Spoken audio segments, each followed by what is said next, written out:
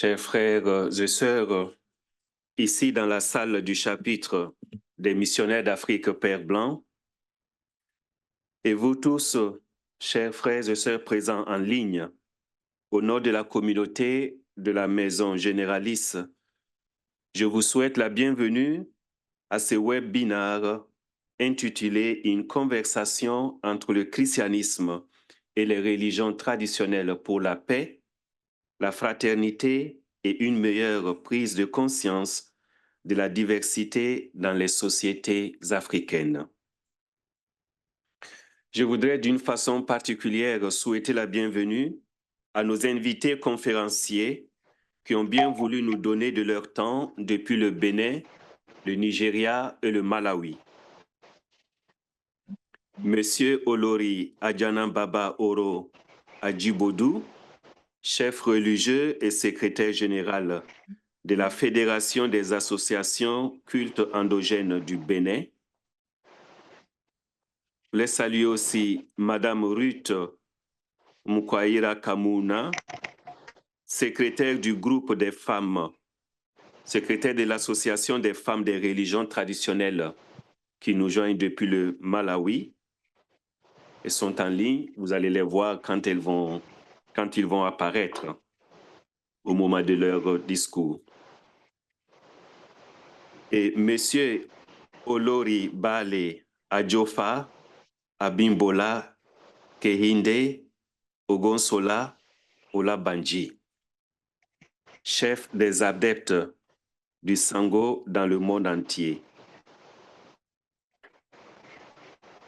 Et nous avons aussi autour de cette table ronde, qui est à la fois virtuelle et présentielle, deux intervenants de la maison, Bonaventure Mwenda, qui est ici, au bout de la table, et qui est un confrère, mais aussi qui est aussi fonctionnaire employé au dicaster pour le dialogue interreligieux. Et à ma gauche, il y a Prosper Arelimana, qui est le coordinateur pour les activités justice et paix, intégrité de la création et dialogue interreligieux dans nos sociétés. Voilà, même s'ils sont de la maison, je leur souhaite quand même aussi la bienvenue et je les remercie d'avoir accepté de bien vouloir partager sur ce que nous leur demanderons au cours de cette table ronde. Comme c'est une conférence à la fois présentielle et en ligne, et que nous avons laissé ça ouvert à qui peut rentrer quand il veut et sortir quand il veut, nous avons opté de désactiver tous les micros. Voilà. Donc, ceux qui sont en ligne, si vous avez des questions ou des soucis, il faut seulement écrire dans la note. Vous écrivez dans la note et on va essayer de résoudre. Vous ne pouvez pas prendre le micro, parler quand vous voulez, mais vous pouvez écouter à tout moment. Voilà. Donc, cela dit, chers amis, chers frères et sœurs, cette initiative de ce matin est possible grâce aux encouragements de notre supérieur général, le Père Stanley Lubungo, ici présent. Je suis à sa gauche, je ne vais pas dire qu'il est à ma droite parce que c'est moi qui dois être à sa gauche ou à sa droite. Voilà. Je suis à sa gauche, ici présent, donc je voudrais bien saluer la disponibilité et la présence avec nous ce matin. Avant de lui passer la parole pour vous saluer, je voudrais préciser une chose, spécialement pour ceux qui ont encore un peu de doute dans leur tête ou dans leurs esprits. Le dialogue interreligieux n'est pas du syncrétisme. Dès notre fondation, nous, missionnaires d'Afrique, nous avons reçu de notre fondateur, le cardinal Lavigéry, le devoir du respect envers les autres croyants, notamment envers les croyants des religions traditionnelles africaines et de l'islam. De l'Afrique, le cardinal disait en effet, « Aimez la vieille race que nous y avons trouvée. Aimez-la avec ses souvenirs, ses légendes, ces traditions de respect et de foi. Une façon de reconnaître aussi que ce peuple a une foi. Et dans une autre instruction, il disait également, notamment dans le contexte maghrébin algérien où il se trouvait, à aucun degré, disait-il, je ne veux ni la force, ni de la contrainte, ni de la séduction pour amener les âmes à une foi dont la condition première serait d'être libre. Ainsi, en tant que missionnaire, notre respect des autres religions se fait même au nom de l'Évangile que nous voulons proclamer. Que la conversation, puisque c'est ça le titre de notre présence ici, que la conversation de ce matin nous fasse grandir dans le respect et l'appréciation mutuelle, qu'elle soit aussi une opportunité d'enrichissement mutuel pour nous, pour tous ceux qui sont en ligne, un enrichissement mutuel au service de la paix et du peuple africain. Je passe la parole maintenant au supérieur général, le Père Stan. Et ceux qui sont dans la salle et qui ont un problème de langue, vous pouvez demander les écouteurs pour choisir la langue. Those who are present in the room, you have the possibility to have some headphones, so that you can choose either English or French if you are not comfortable in both languages. You just raise your hands and they will bring you.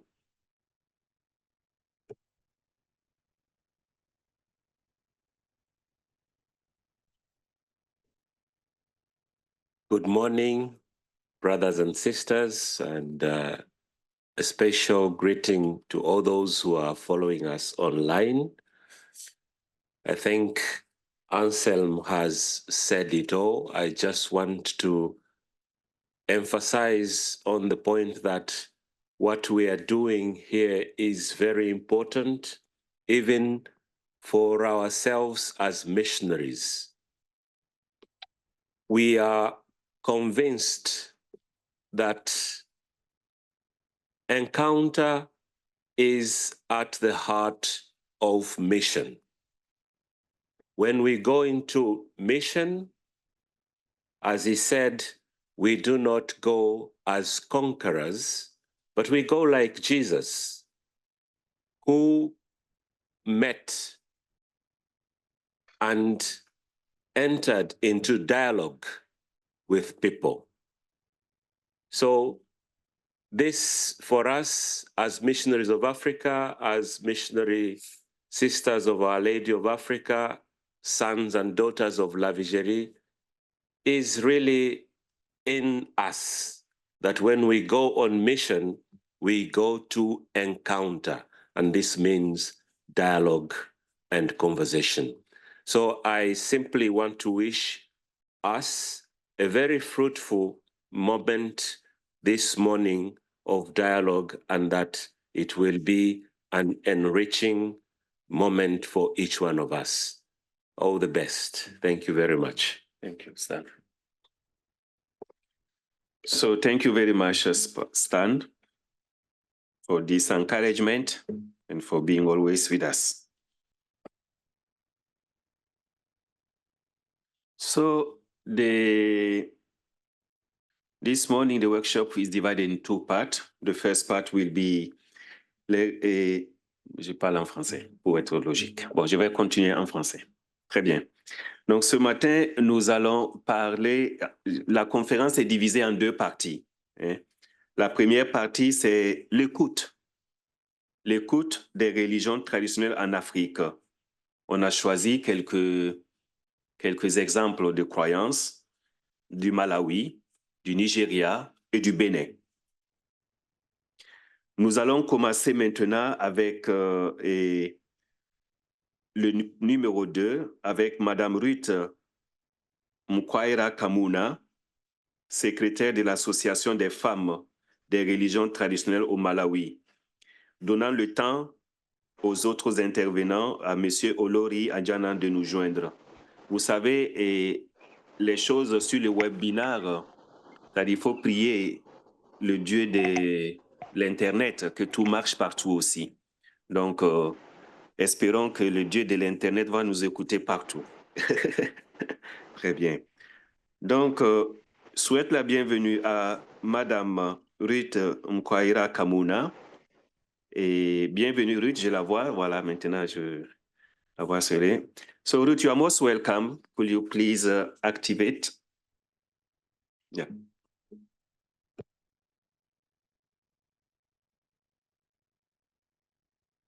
Il faut activer le son de Ruth, la cabine technique. Voilà. Can you hear me from that side? It's okay? All right, thank you. All right, so my name is Ruth Nkwaira. I am the secretary of the women's grouping for African Traditional Religion in Malawi, locally called Chivembezo Chamakolo wa Chikuda. So I'll take you through what traditional religions in Malawi, beliefs, practices, and values help in building a culture of peace and fraternity among the people. So Chipembedzo Chamakolo wa Chikuda refers to the indigenous religion of the Malawi people. It is an ancient religion that was practiced by our forefathers, hence the actual date of its formation is not known. It is practiced in many rural settings with shrines scattered all over the country, with major shrines in the northern region, the capital city, the central region, as well as the northern part of Malawi. For the longest time, it has been considered as a rural religion. However, there have been recent growth of the faith in urban settings. So as Chipembedzo Chamakolo, we have got core beliefs here in Malawi. So we believe in the existence of a creator who is a supernatural being. We also believe in ancestral worship. We believe in a spirit world and the use of free will in humans. So ATR recognizes the importance of maintaining a spiritual connection with the creator, or I'll put it simply, with God, as well as one's ancestors and the major divinities. ATR in Malawi, we also believe in mystical powers, diviners, as well as medicine men and women. We also recognize the existence of other faiths, that there's only one creator, but many gods, according to one's race and culture. So we do understand that apart from our very own religion, we do believe that there are also many other religions that are equally good. So in our faith, there is no such thing as one superior religion. We are all just different religions believing in one creator. So what are our major practices? So one of our major practices that we do as African traditional religion, we offer libation to the creator through the ancestors. So the process of offering libation involves offering food stuff, especially those that our forefathers used to partake in. Usually they are major practices, can be held as an annual event, post-harvest event, calamity, celebration, baby naming, weddings, and any other personal events that require the intervention of the ancestors. Usually, it involves children, older women, and everyone else interested. They may vary from being a simple of 1 or 2 persons to very huge and elaborate events that can go on for days, depending on the kind of issue that we are faced with at that point in time. As I mentioned, women and children are at the core of libation events, as usually led by priests and followers, and done very early in the morning or late in the afternoons, done either at the mountain, the river, or the shrine.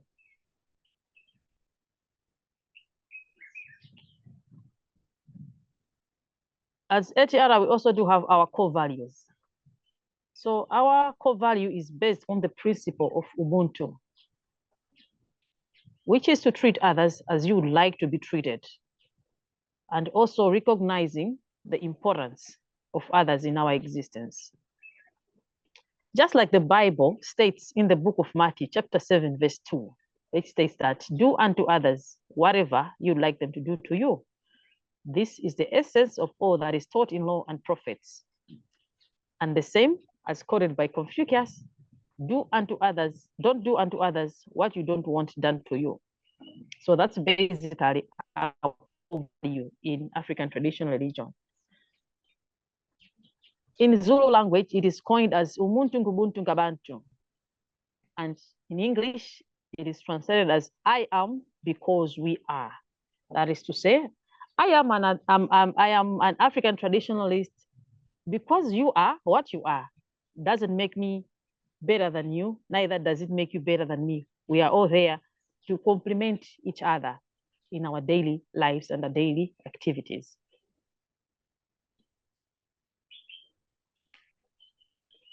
So there are a number of practices that Chipembezo Chamakolo Achikuda in Malawi do in promoting and building a culture of peace and coexistence with other people of other faiths. So our practices include, we are told not to do inequity, crime, or violence. I don't believe that there's any faith that encourages inequity, crime, and violence. We also promote not to commit felony, theft, kill, or falsehood. As traditionalists, we are not supposed to act deceitfully, utter evil words, or attack any man. We are also not encouraged to, we do not pry into matters that do not concern you. Do not defile the wife of another man. Do not abuse children, or do not harbor anger, judge hastily, or seek any distinction. I'll go through other practices that promote building a culture of fraternity as we live among the people. So this is respect for elders and parents. So parents are to be respected, just like the Bible encourages the respect for elders and parents as well. Raising children properly, providing hospitality even to strangers, being trustworthy and courageous, praying and invoking the gods to bless the land as a whole.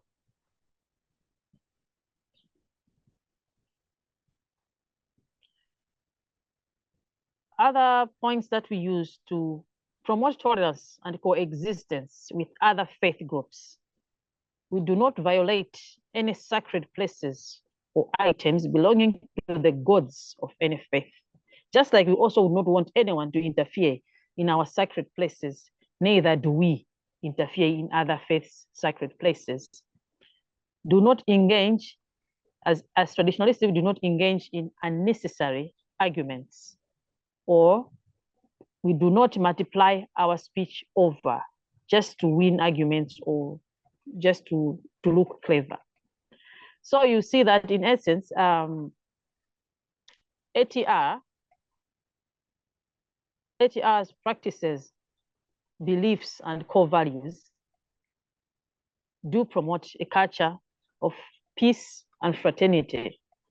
And as we use our core value of Ubuntu, that is to say, you live understanding that the other person is just as important as you are.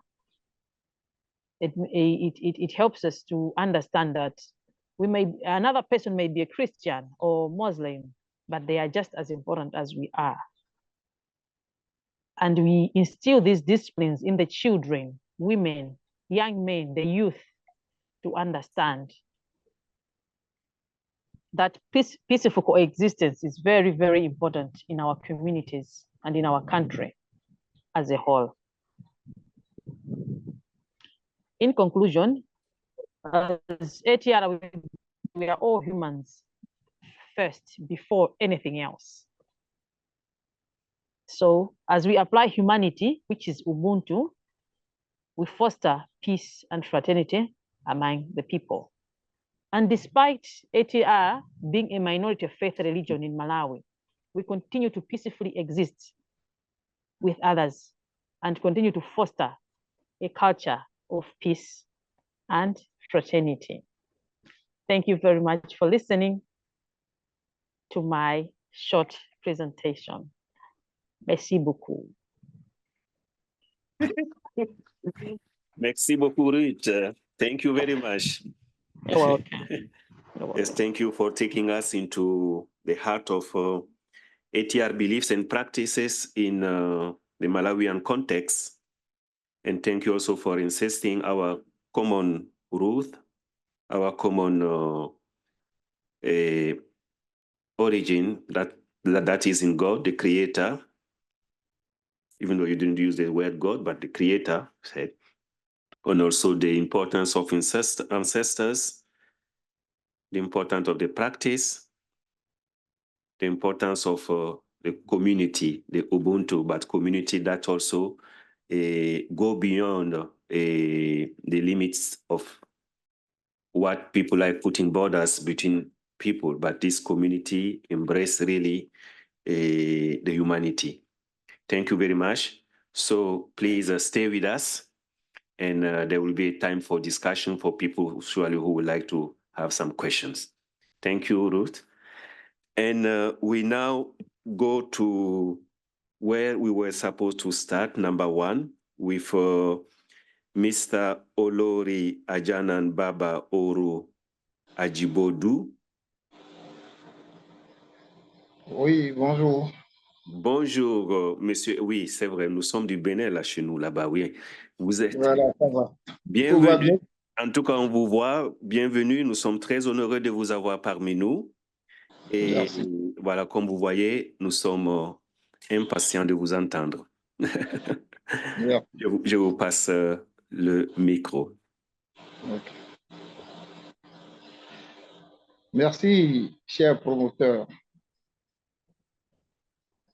Merci, mesdames et messieurs, et membres du comité d'organisation. Mesdames et messieurs, chers participants du comité d'organisation, en vos rangs et qualités, grades et qualités, je vous salue. Je suis Bernard Adjibodou Olori Adjanambabaoro de l'OME et secrétaire général porte-parole de FACEB, Fédération des associations des cultes endogènes du Bénin. En mon nom personnel et au nom du peuple béninois, au nom de membres de nos ancêtres, veuillez recevoir mes sincères remerciements pour la place que vous m'accordez à notre beau pays, le Bénin, et sa culture à travers mon humble personne en qualité de tête couronnée que je suis.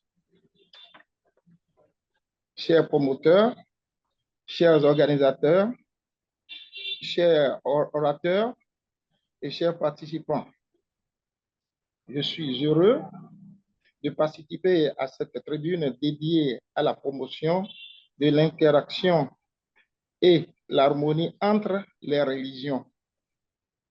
Parlant des religions donc, le monde en regorge depuis la nuit des temps. Quelles que soient les appellations diverses et pratiques culturelles variées comme le vaudou chez nous au Bénin. Et donc, le socle en est la divination, l'oracle, le Fa. Il est indispensable de savoir que, au commencement, depuis l'Égypte antique et avant, c'est le Fa qui présidait à la destinée des peuples. Le Fa est une science divinatoire pour nous les Africains et qui parle du passé, du présent et du futur. Il n'y a pas de pratique vaudou sans la consultation du Fa. Sans le Fa, il n'y a pas, le Fa ne pourra rien. Donc, le Fa vous oriente vers les vaudous afin que ces derniers vous indiquent leurs sacrifices idoines requis pour leurs interactions dans votre vie. Ça veut dire que vous donnez à manger à vos vaudous et c'est par la voix de Fa que les vaudous vous parlent. Parce que vaudou ne peut pas vous parler directement sans l'interférence du Fa.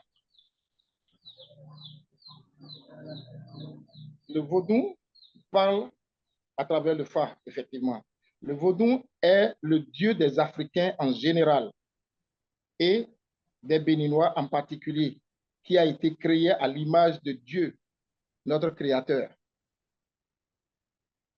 Parce qu'on ne voit pas Dieu, nos ancêtres ont pris les éléments que nous connaissons bien pour composer leur divinité appelée vaudou, orisha, etc.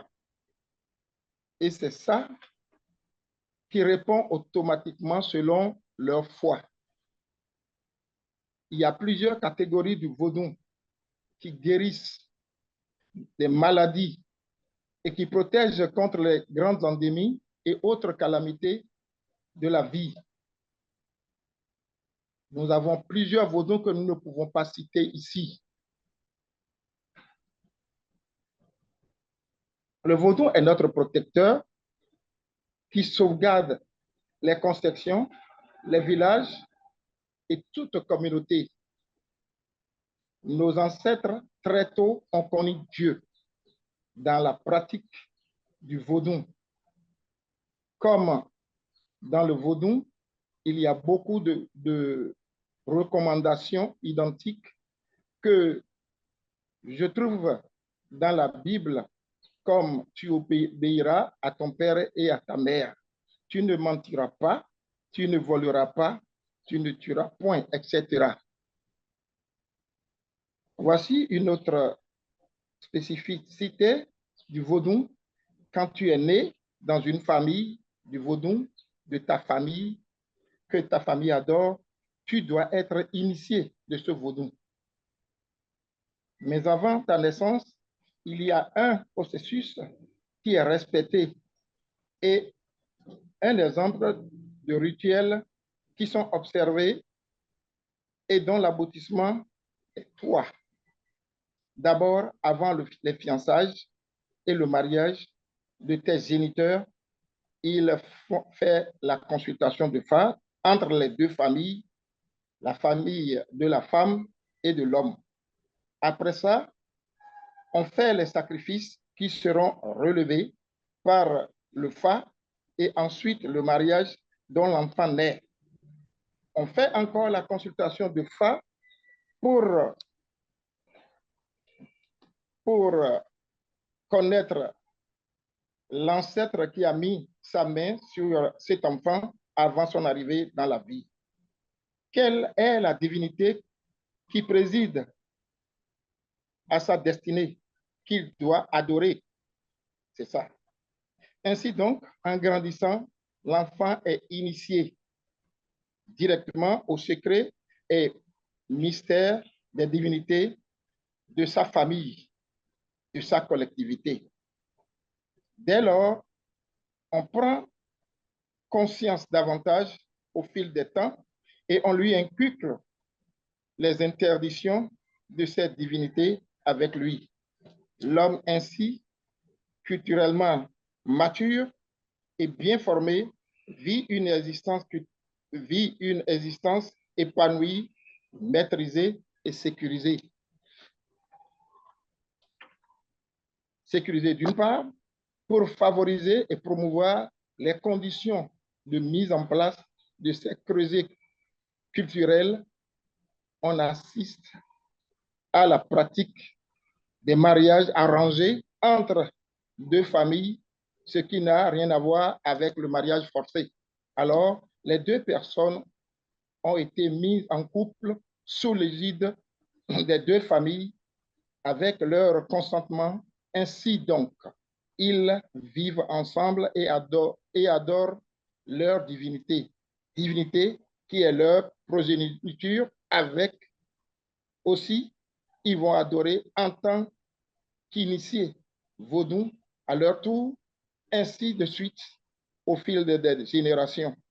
D'autre part, les époques préhistoriques et historiques étaient jalonnées des conflits et guerres, d'enlèvements et des captures d'esclavage. Alors, avant de sortir, on consultait le phare. Pour aller quelque part, tu dois consulter le phare. Et le phare révélait ce qu'il faut donner à telle divinité et à tel vaudou pour être protégé pendant son voyage. Ces sacrifices révélés par le phare et donnés au vaudou avaient pour but d'apaiser les conflits, les guerres et autres calamités naturelles. Ainsi donc, on fait des libations dans la communauté et on avait l'abondance des pluies pour favoriser les bonnes récoltes. Puis, chemin faisant, les religions osogènes sont arrivées dans toutes parts avec la mise en place des églises, des mosquées, des synagogues et autres ministères de culte. Du coup, la population, avec l'islamisation et l'évangélisation, se retrouve multiculturelle et hétérogène. Et c'est là les difficultés ont commencé. Puis, les trois composantes se retrouvent confrontées à des problèmes liés à la tradition, aux conduites. En voici un exemple. Sinon, si un non-initié de Zangbeto sort la nuit à partir de 23 heures, Zangbeto va l'interpeller. Zangbeto. Alors, on va aller avec notre intervenant au Nigeria. Et apparemment, il n'est pas là, mais le père Joseph va lire son texte, va nous présenter son texte, le texte de chef, de chief Oloribale Adjofa. Voilà, et le nom est très long, oui. Voilà, il va nous lire le texte, nous présenter. So, Father Joe, we give the microphone to you and we try to pick up later with Father, with Mr. Ajibu. Yeah. Thank you very much, Father. Thank you very much, everybody. Assalamu alaikum. I hope you can hear me.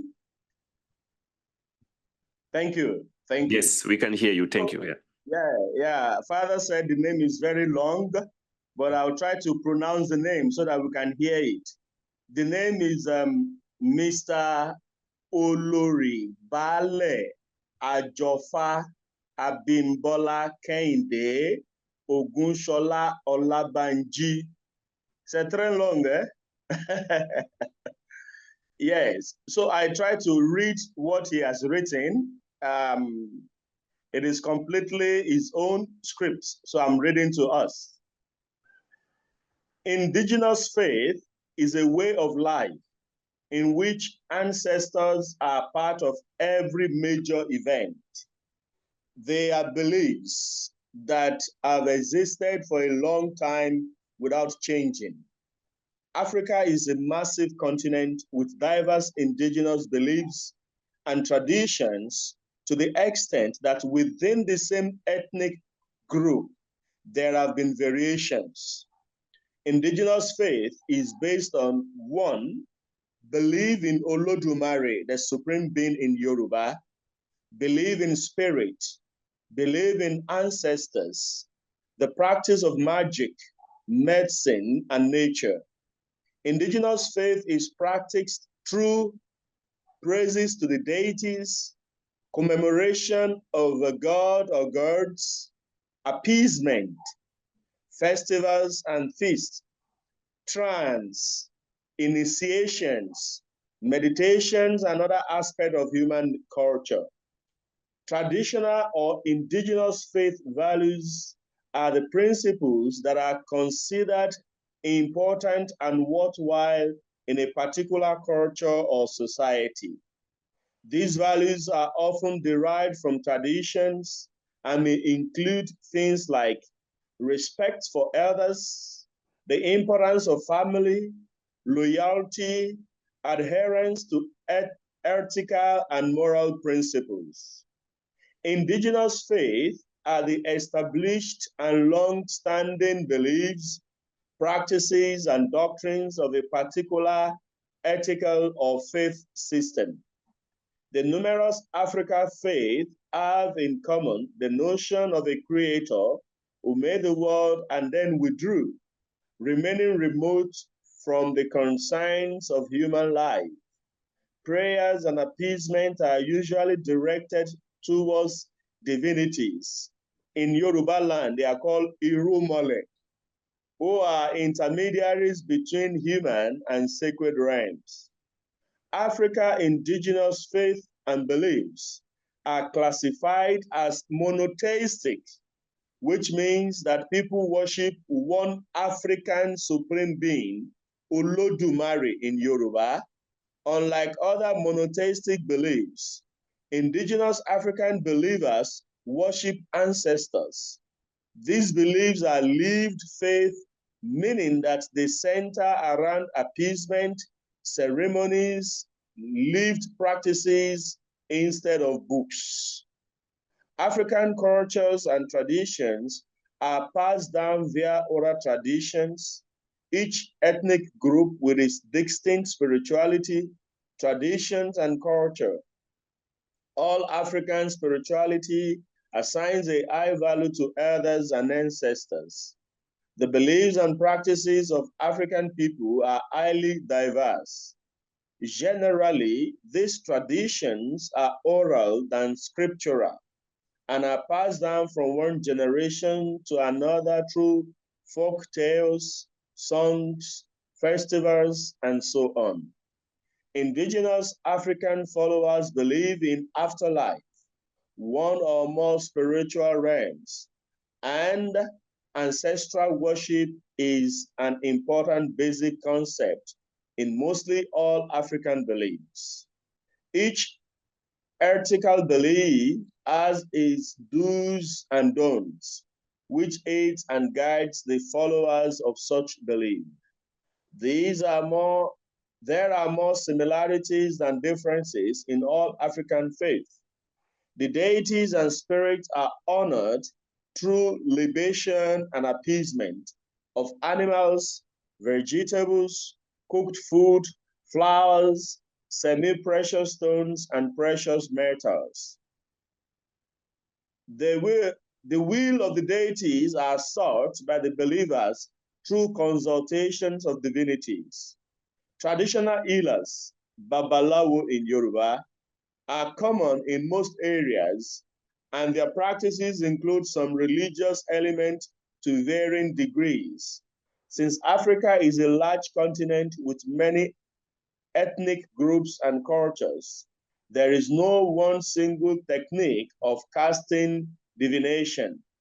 The practice of casting may be done with small objects, such as bones, cowrie shells, stones, straps of leather, or flat pieces of wood. Some castings are done using sacred divination plates made of wood, Opon Ifa in Yoruba, or performed on the ground. Diviners, also known as priests, Babalawo in Yoruba, are also sought for their wisdom as counselors in life and for their knowledge of herbal medicines. In Yoruba mythology, we believe that there are 401 evil deities, Irumole, on the left of Olodumare, and 201 good deities, Irumole, on the right of Olodumare. Eshu is known as mediator and has power over both the good and evil deities. I think this is what he has written, and I think I've read that. I don't know if there's something else. Father Bonaventura, you can be of help to me. Thank you very much. Thank you, Father Joseph. Thank you. You have been clear and we could understand you properly. Thank you. And we thank Almighty God also and the gods of internet. And Father Joseph, I want to say that so that people who don't know him, Father Joseph Osien Pizai is now a coordinator of interreligious dialogue in Nigeria. He's also consultant for the Dicastery for Interreligious Dialogue. Yes. So Father Joseph, thank you so much. Yes, so in Chipembeto Jamakolo Archibuda, we believe that, as we said, we are not abuse anything, including children, women, and even the environment. That is to say that before you even plant a tree or you want to do something with, whether even if it's a piece of land, you need to ask yourself, is it necessary? Is it important? How is it going to harm others? So in whatever we do, as believers of Chipembezo Jamakolo Archibuda, we have to ask ourselves these questions. And if within those questions in Ubuntu, you don't just do things willy-nilly. You have to use that the Creator instilled in us. So even the environment itself, it is the source of our life. So there is no reason for a believer in African traditional religion to go around destroying the environment. In fact, we are the protectors of the environment because the environment is where we keep a lot of our artifacts. That's where our ancestors, the spirits, live in. So we do not believe in destroying the environment at all. In fact, we are the champions of conservation and preserving the beautiful environment that the Creator gave to us freely to enjoy and use as well for our daily well-being. Thank you. Thank you, Mrs. Ruth. Now there is another question, since you are now online, before the others try to answer.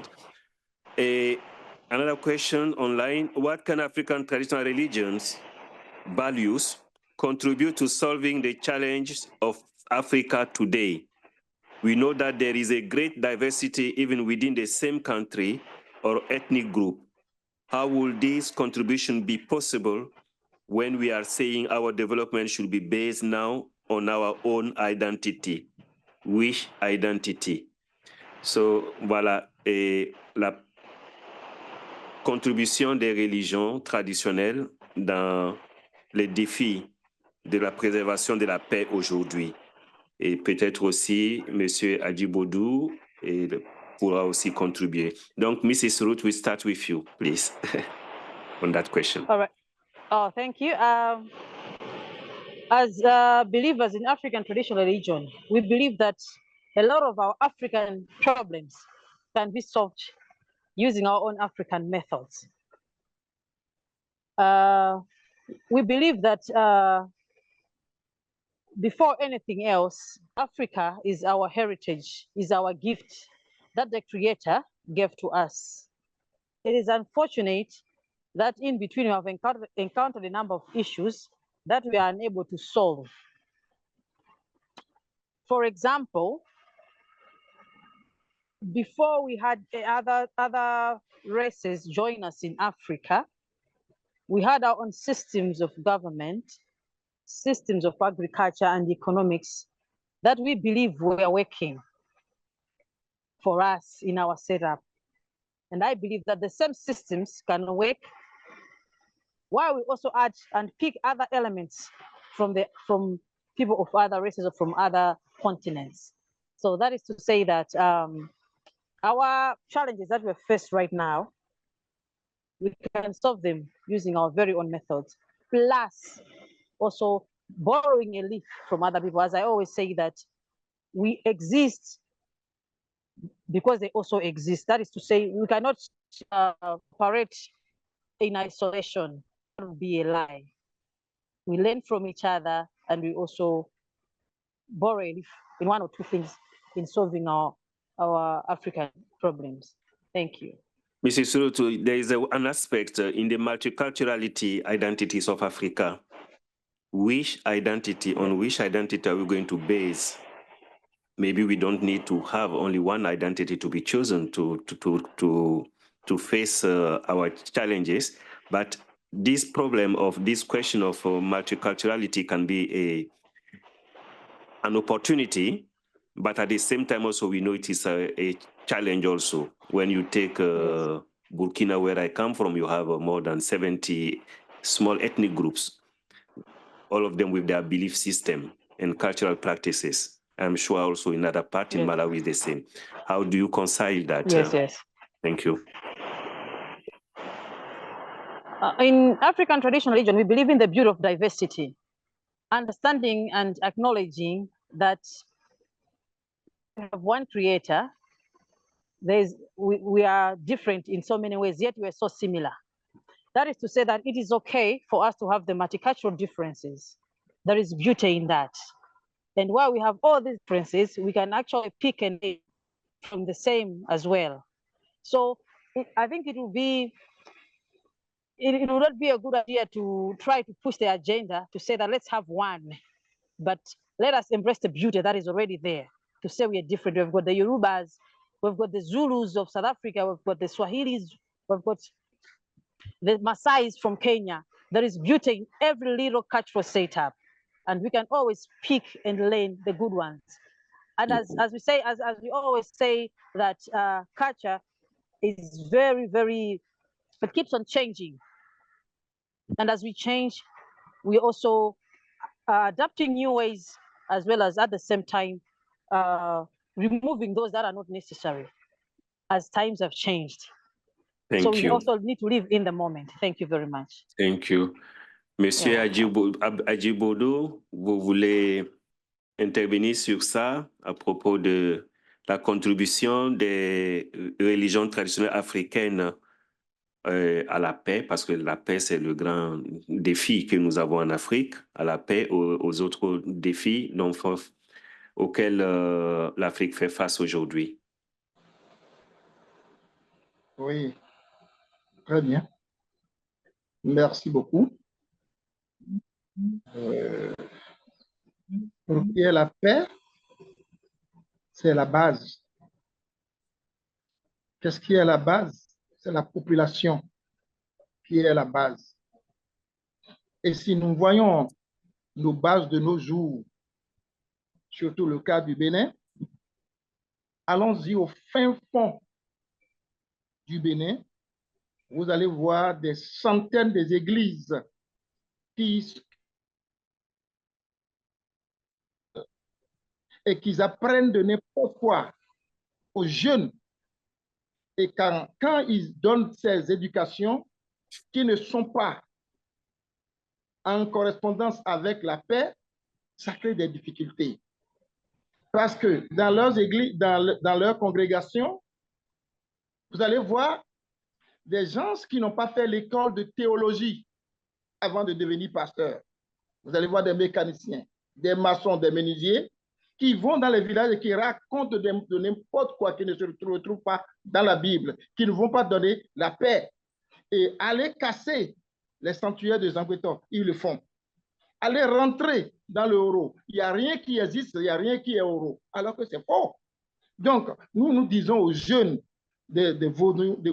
qui sont initiés dans le vaudou, premièrement, l'alcool, la drogue n'est pas le vaudou. Ne prenez pas ça.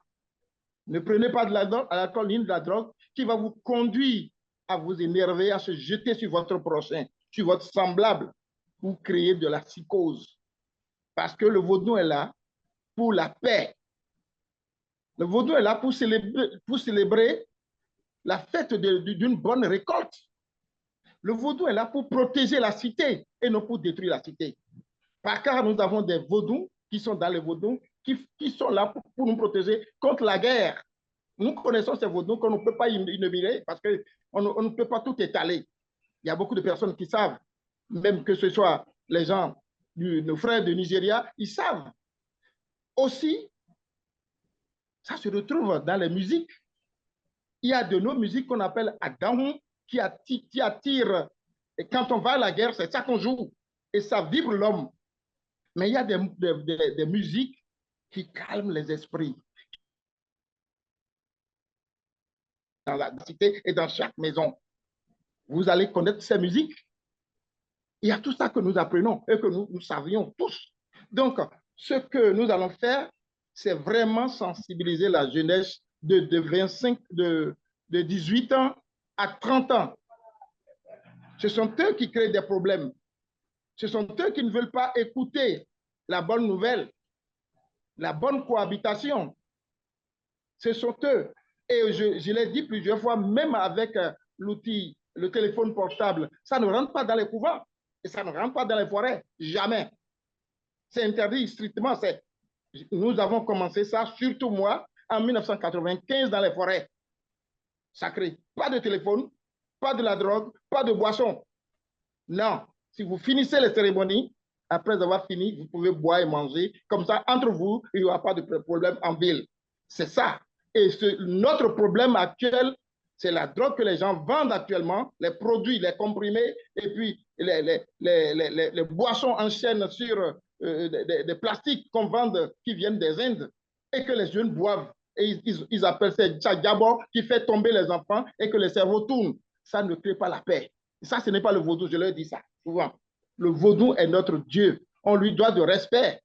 C'est ça. Par exemple, si la personne a le vaudou gambada sur lui, et il boit ou il fume, mais ça tourne à l'envers. Ça, il devient féroce. Donc, c'est pour ça que j'avais dit, il y a toutes sortes d'interdictions dans le vaudou. Nous devons cohabiter avec les musulmans, nous devons cohabiter avec les chrétiens. Moi, j'ai été élevé par Monseigneur Chopard. Donc, l'éducation que j'ai reçue est tout à fait différente.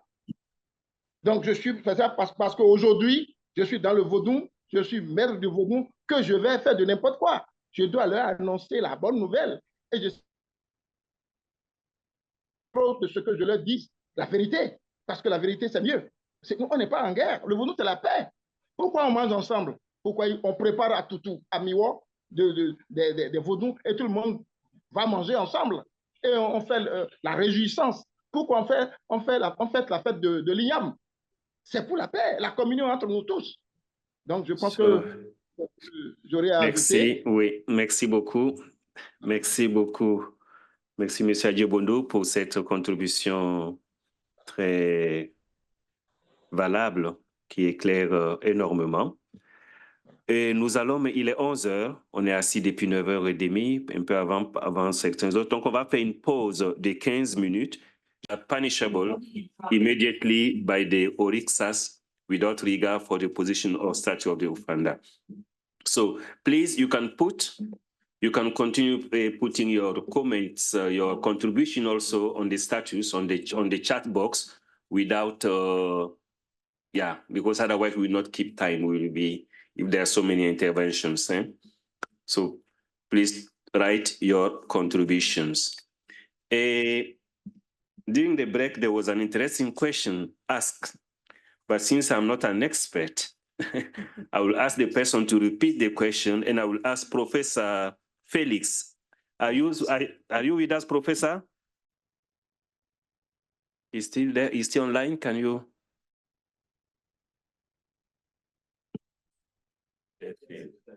Yes, Professor, yes. There's a question which was asked, and I think it's a very pertinent one. Can you please ask the question again from the participant here?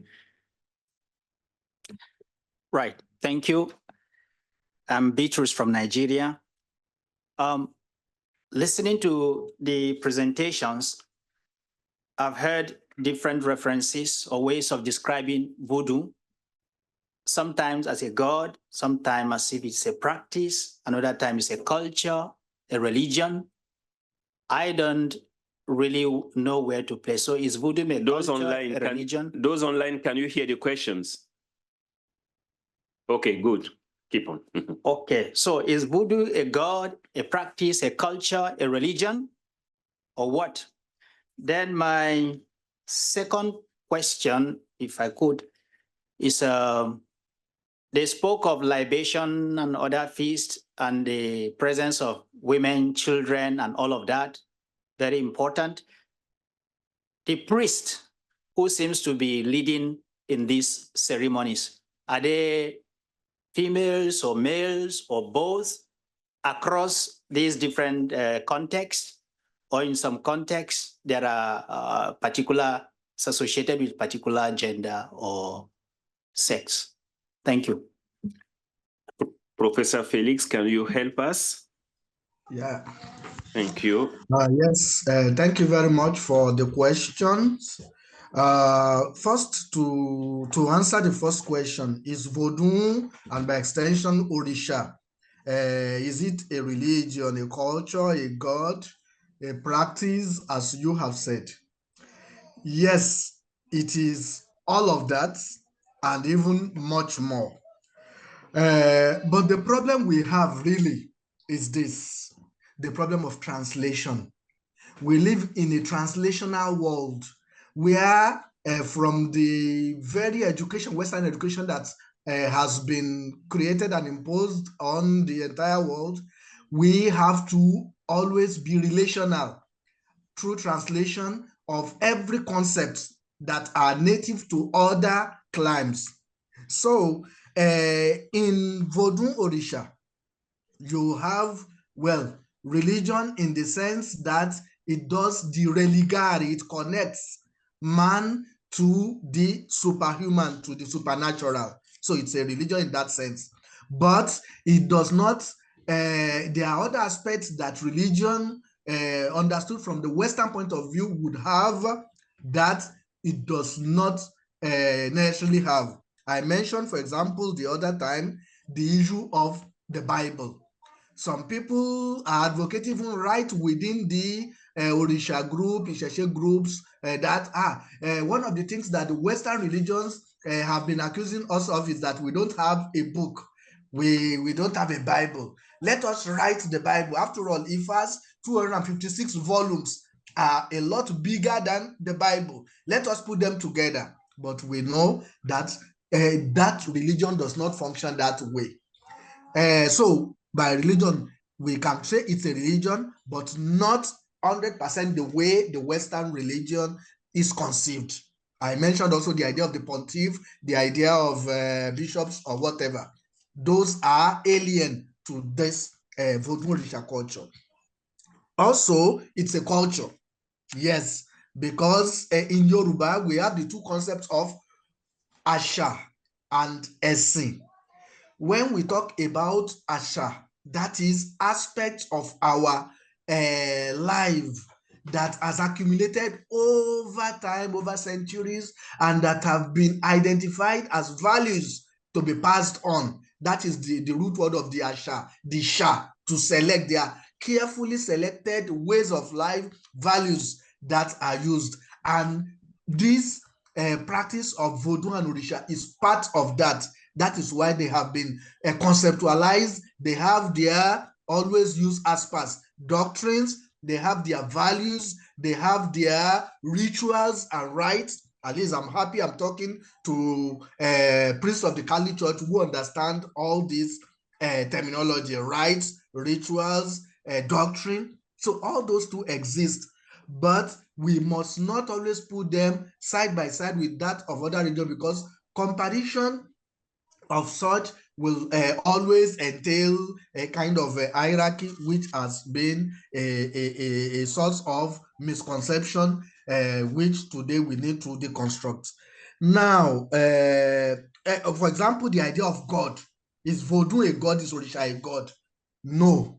The concept of God from the Christian point of view is of an absolute being, an all-powerful, almighty. Yes, and who has created heaven and earth. But the very idea of the Orisha, each one of them has his own domain, has his own territory, which they have been known for and they are respected for. So it is in that sense we don't talk about Vodun as God, but because of the translation that I mentioned, people now say, oh no, let's write it with the small g, the small God. That is one of the vocabulary that we need to deconstruct. Let's just call them by the African names: Vodun, Orisha, Nkisi, Mpondu, and all the rest. And then in the footnote explanation, people will know what they really stand for.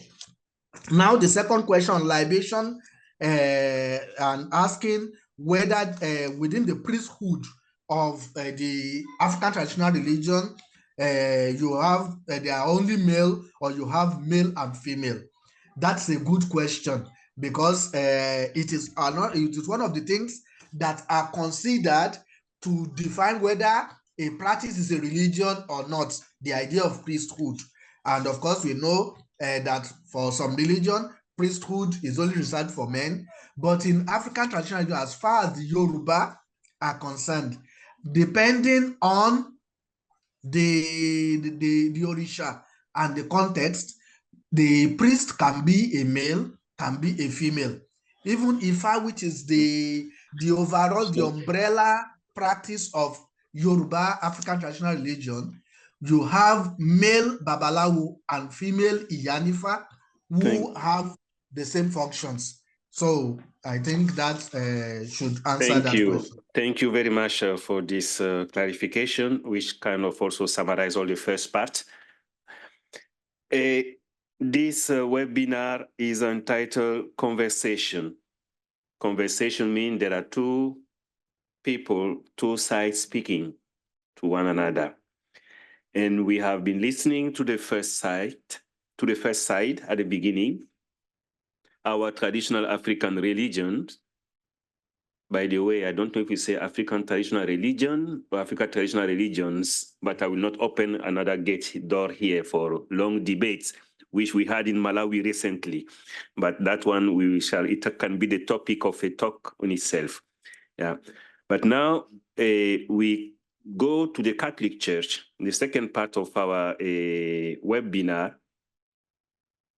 What is the Catholic Church understanding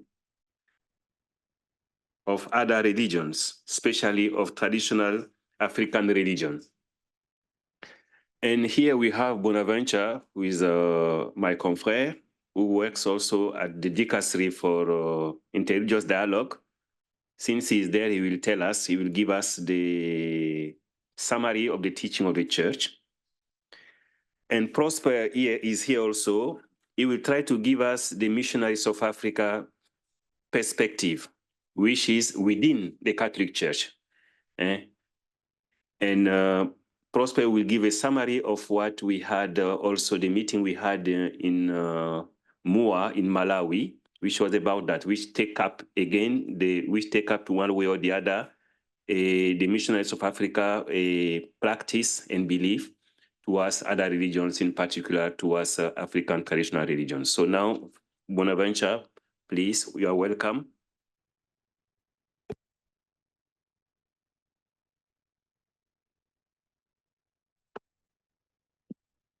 So thank you for giving me this opportunity, not as a missionary of Africa, but I'm speaking also on behalf of the dicastery.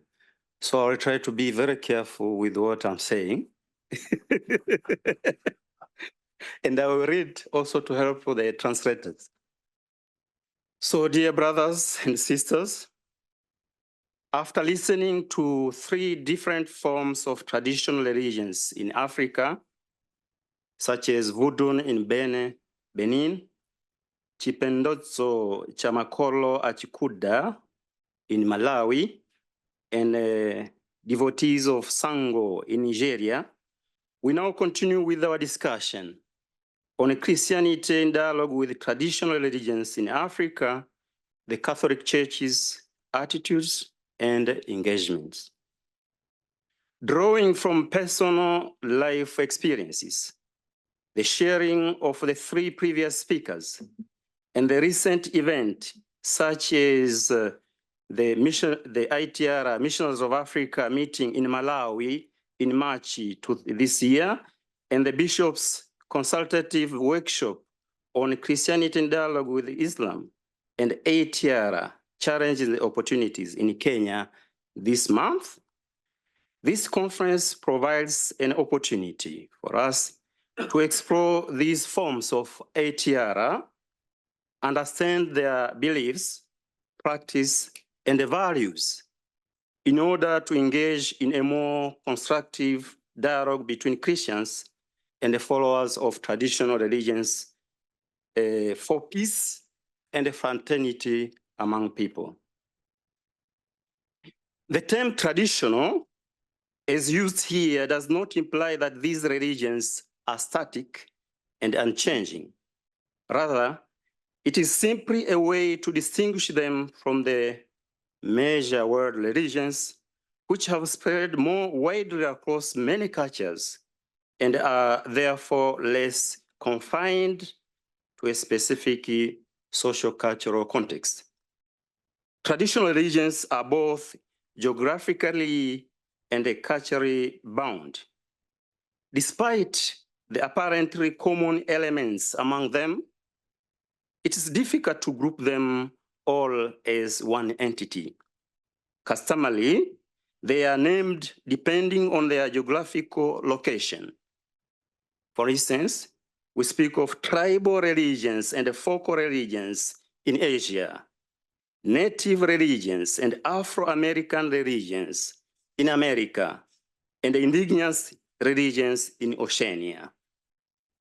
The ITRs, meaning the African traditional religions, have a transnational presence and influence. Initially, the transatlantic slave trade led to the growth of African-inspired cultural and religious traditions in the Americas, such as Candomblé in Brazil, Santeria in Cuba, these are the devotees of Sango, and the Voodoo in Haiti, making ATRs spread worldwide. Today, they are increasingly attracting locals and those in the diaspora who travel sometimes to Africa on pilgrimage.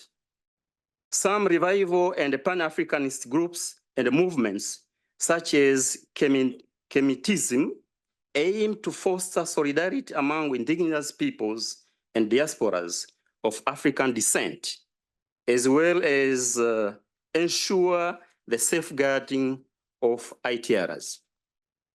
Some facts about traditional religions in African society. As a complex mix of belief systems being passed down from one generation to another, ATRs are rooted in the traditional spiritual and religious customs of the African people and are closely intertwined with their cultures and the ways of life. Despite the diverse reality among different ethnic or, so to speak, tribal groups, we can highlight some of the common beliefs, practice, and the religious and moral values as follows. First, ATRs believe in God, divinities, spirits, and ancestors. Belief in God, conceived as one supreme, personal, and mysterious being, the ultimate cause of all things, permeates African life. There is also a profusion of communal popular cults devoted to secondary personalities, such as divinities, spirits, ancestors, and those genies who live in the bush or forest, intermediate between the supreme being and humankind. Some spirits are a personification of the forces of nature, while others are simply ancestors, heroes, or leaders of peoples, idealized by their descendants. The cult of ancestors, or rather presence of ancestors, or even services of ancestors, involve the interaction between the living and the dead. According to Mbiti, one of the great African theologians, the purpose of worship is to renew contact and a friendship between the visible and the invisible. Worship is used to create harmony in the world and among humankind, and it is the main way for an African to approach God. Their prayers always accompany offerings and sacrifices because people feel that they should not approach God with empty hands. In general, these religions are characterized by a spiritual view of the world, and one cannot overemphasize this idea. Therefore, the traditional terms such as animist, pagan, or fetish religions aren't at this moment acceptable if we are to respect each other's religious traditions. They have a biased and a negative connotation. And most Africans, they feel bad about these terms. Second, ATRs are religions without written scriptures, as we have heard. All the tenets of the religion are handed on orally, sometimes with updates according to the period of time. The lack of written scriptures doesn't, however, degrade them as religions.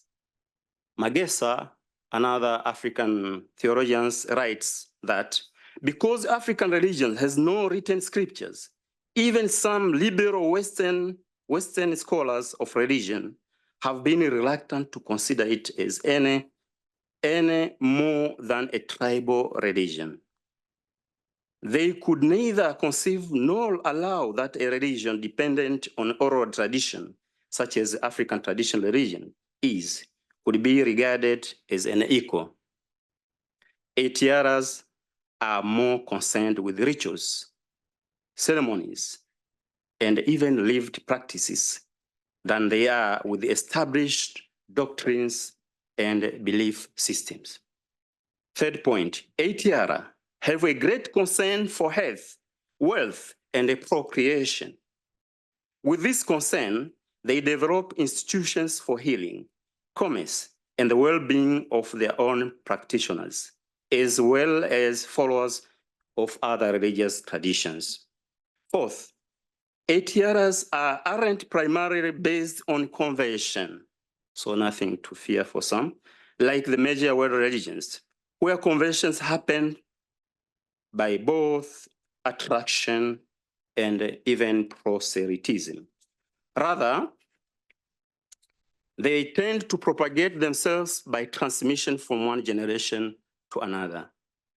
The immense conversions toward Christianity and Islam show how receptive they are to other religious traditions. Generally, the adherents are unlikely to attempt to convert followers of other religious traditions into their beliefs and practice. Fifth, ATR have a character which is intimately social because their principal objectives are related to the continuity of the human family, the cohesion of the lineages, the prosperity of the people, and above all, the honor of the family, the source of dignity. They have greater sensitivity to the values of fraternity and friendship, of dialogue, and of exchange in everyday life, especially on the religious and cultural levels. There is a high respect for human dignity, despite some instances of aberrations and even ceremonial rites that goes against it. There is also a strong sense of family, which finds expression in various forms of worship and ways of living. The family comes to be the natural environment in which each individual is born and acts, find the necessary protection and security, and eventually, through union with ancestors, has his continuity beyond earthly life. The participation in the life of the community, whether in the cycle of one's kinsfolk or in public life, is considered as a precious duty and the right of all. The human being is understood from the viewpoint of the community, and an individual becomes human in as so far as he or she shares in the life of the community in solidarity with others, as one of the speakers expressed with the notion of the Ubuntu.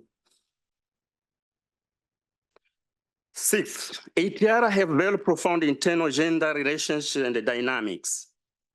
Both women and men play key roles in these religions, as there are many female goddesses priestess, and the diviners revered in African religious belief and practice. I think one of the participants spoke about that. The reverence of women as well as men is so profound that many feminist scholars, such as Professor Mercy Amba Oduyoye, she's a Ghanaian, use these traditions as reference points to advocate for the rights of women in African societies. She writes, I quote, African women's theology is developing in the context of global challenges and situations in Africa's religious culture that call for transformation, end quote. In ATRs, the role of gender is complementary in such a way that a confluence of male and female forces must operate in harmony.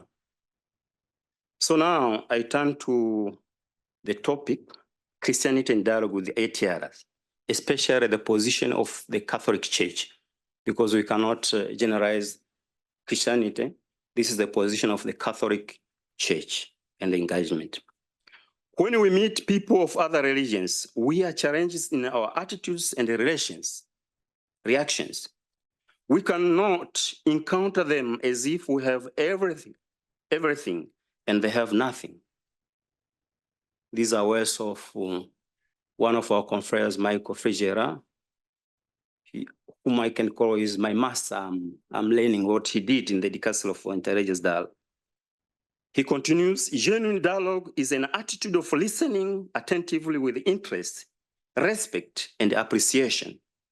This is the way to approach others with their differences. It is a call to widen the space of our tent, to extend the curtains of our home, as quoted from the book of Isaiah, chapter 54, verse 2.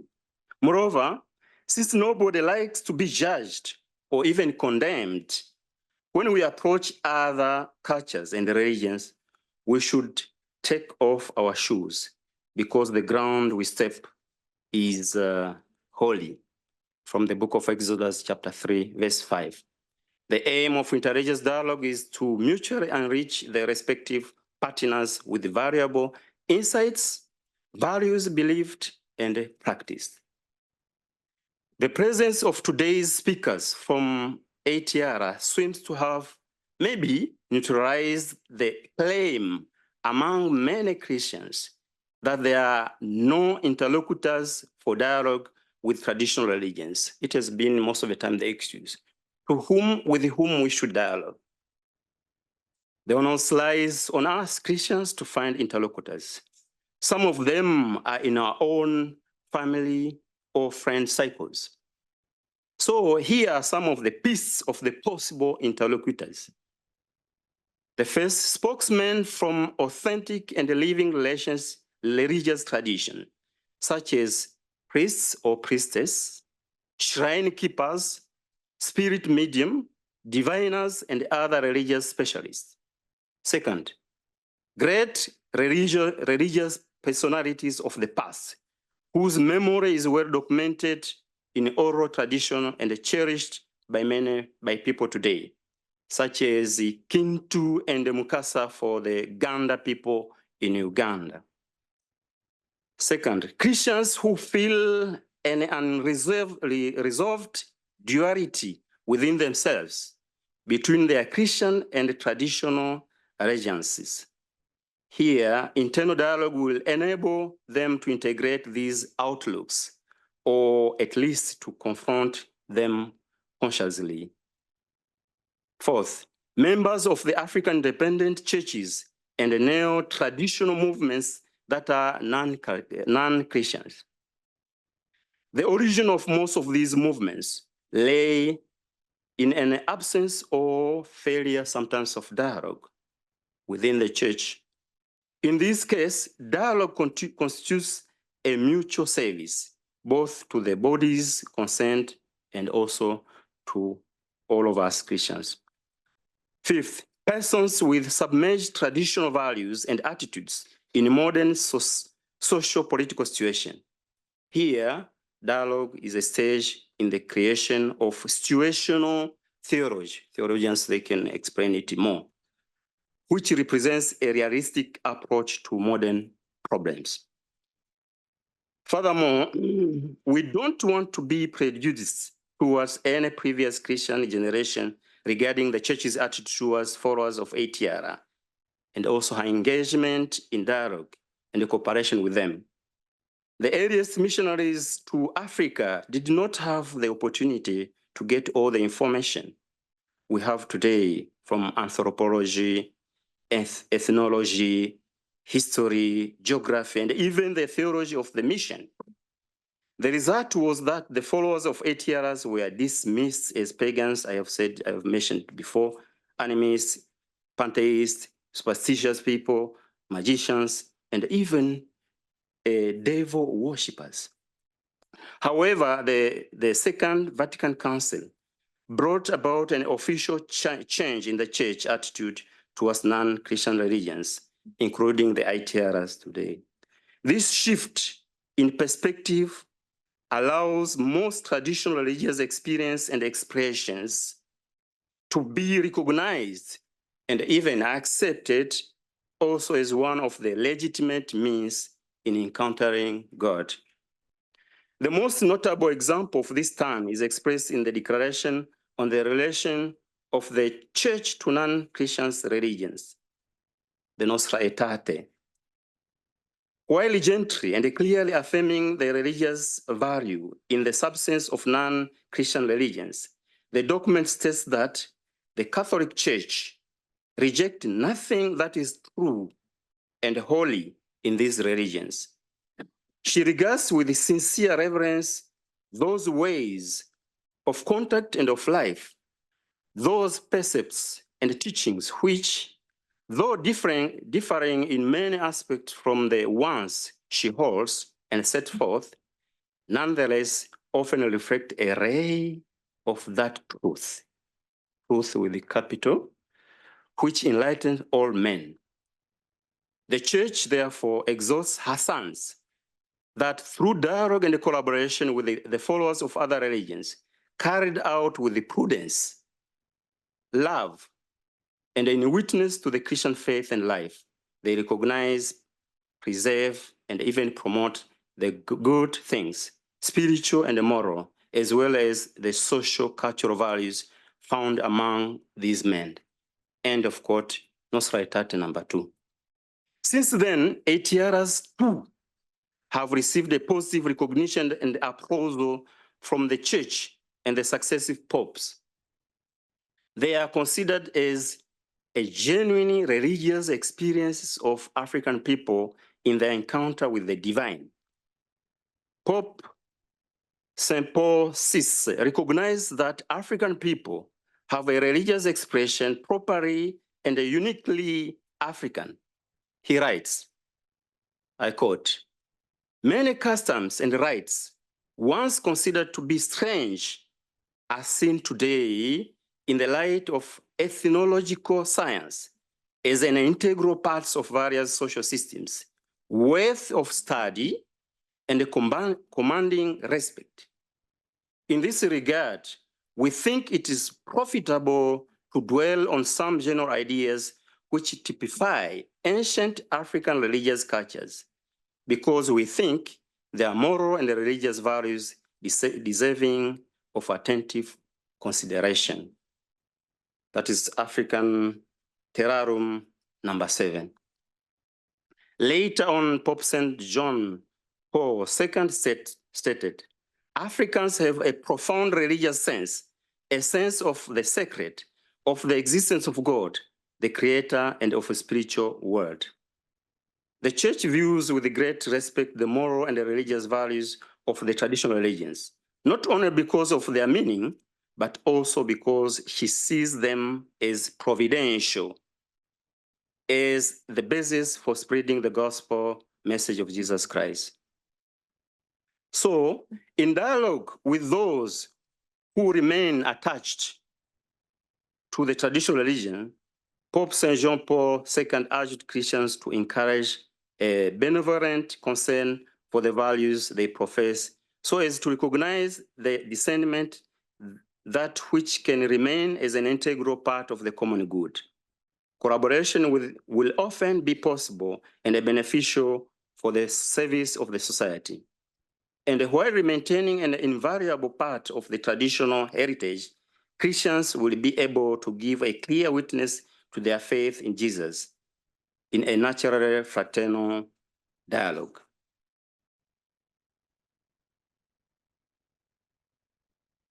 So let me go on to the part why a pastoral attention to or dialogue with a tiara. Why do we do that? Just a few minutes, maybe 2 or 3. To conclude. Yeah, this is important. So the approach of the Catholic Church, especially after the Vatican II, to followers of a tiara or converts from it has a special qualification. The Church is interested in these religions, mainly from a pastoral point of view. The Church is performing a self-examination to find what she has done and not done to reach the hearts of the followers of traditional religions and make a home for Christ in them. It is in this line that the Dicastery for Interreligious Dialogue wrote 2 letters, which you can find them in the Interreligious Dialogue, in the Dicastery for Interreligious Dialogue website. There are 2 letters. One wrote in 1988 to all presidents of the Episcopal Conference in Africa, and another letter was written in 1993 to all presidents of the Episcopal Conference worldwide. So the letter, the 1988 letter regarding Africa stresses the following points. The first, I'll read the 2 points especially. First, encourage Christians to encounter and dialogue with followers of traditional religions in an atmosphere of freedom and openness in order to listen to traditional religions, to listen to them, understand their religion, and seek possibilities of collaboration. Second, encourage a dialogue of African worldviews and religious ideas within individual adherents of the traditional religions. First, through mutual understanding and a mutual search of the will of God, with those who don't yet desire to become Christians. Secondly, by presenting the gospel of Jesus Christ in an appropriate manner to those who desire to become Christians and to Christians converted from traditional religions, for the church to take deeper roots on the African soil. This enables them to harmonize the 2 religious worlds in which they find themselves after converting to Christianity for a fruitful inculturation. And while maintaining an invaluable part of the traditional heritage, Christians will be able to give a clear witness to their own faith in Jesus Christ in a natural, fraternal dialogue. So, to conclude, by way of conclusion, the Catholic Church recognizes ATR's effort to offer answers to religious questions about ultimate reality and meaning, and provide moral and religious rules and norms for living an upright human life. Their vitality presents an opportunity for Christianity in Africa to engage in a serious and creative theological dialogue with them. This entails understanding their significance as they can serve as variable partners in dialogue in the human quest for the ultimate reality and the meaning of human life. This could also lead to a deeper conversation of all towards God. Moreover, engaging in dialogue and recognizing the values of each tradition suggests that the diversity fostered by religious freedom, human Dignitatis Humanitae number 10, is beneficial for all. This diversity provides an important avenue for learning, spiritual growth, and even for mutual transformation among the religious tradition.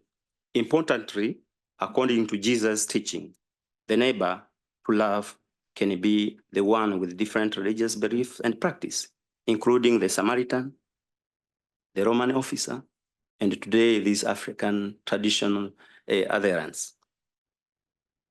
Today, as the spirit of religious intolerance and exclusivism is being replaced slowly by the spirit of interreligious tolerance or dialogue and mutual respect, ATRs are also slowly finding their place in the orchestra of the world religions. True spiritual and moral values have been recognized as part of the religious and the moral patrimony of humankind. Thank you for your attention and for listening. Thank you. Thank you, Bonaventure. Thank you for your intervention, giving us not only taking back again the traditional religion, but giving us also a clear view of Catholic Church beliefs and teaching about other religion, and in particular about Africa traditional religions.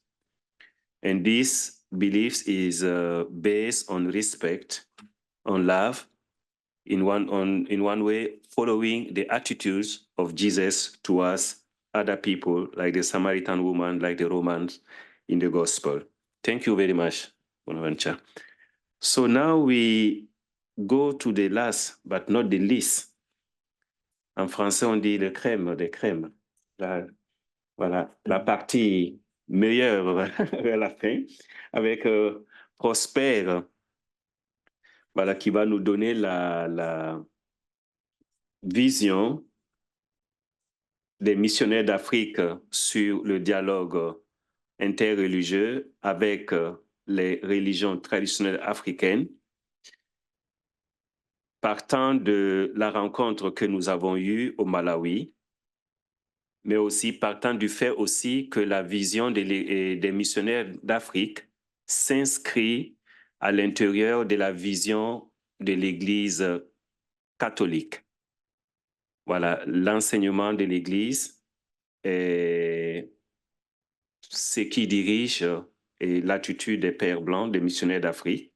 Et l'attitude des Pères blancs des missionnaires d'Afrique est un exemple d'un engagement concret avec les religions traditionnelles africaines.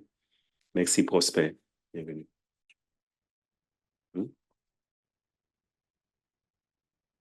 Voilà, selon le programme, tu as 15 minutes. Mais si tu fais moins, on ne sera pas triste.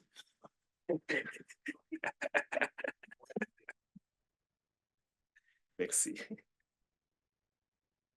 So thank you very much. I would like to acknowledge the first speakers and also the contributions of our audience, what you have said and what you have put in the charts that guides what I'm going to say.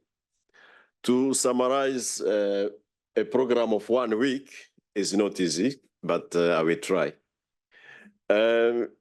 I would say that a discourse on African traditional religion evokes a return to African roots.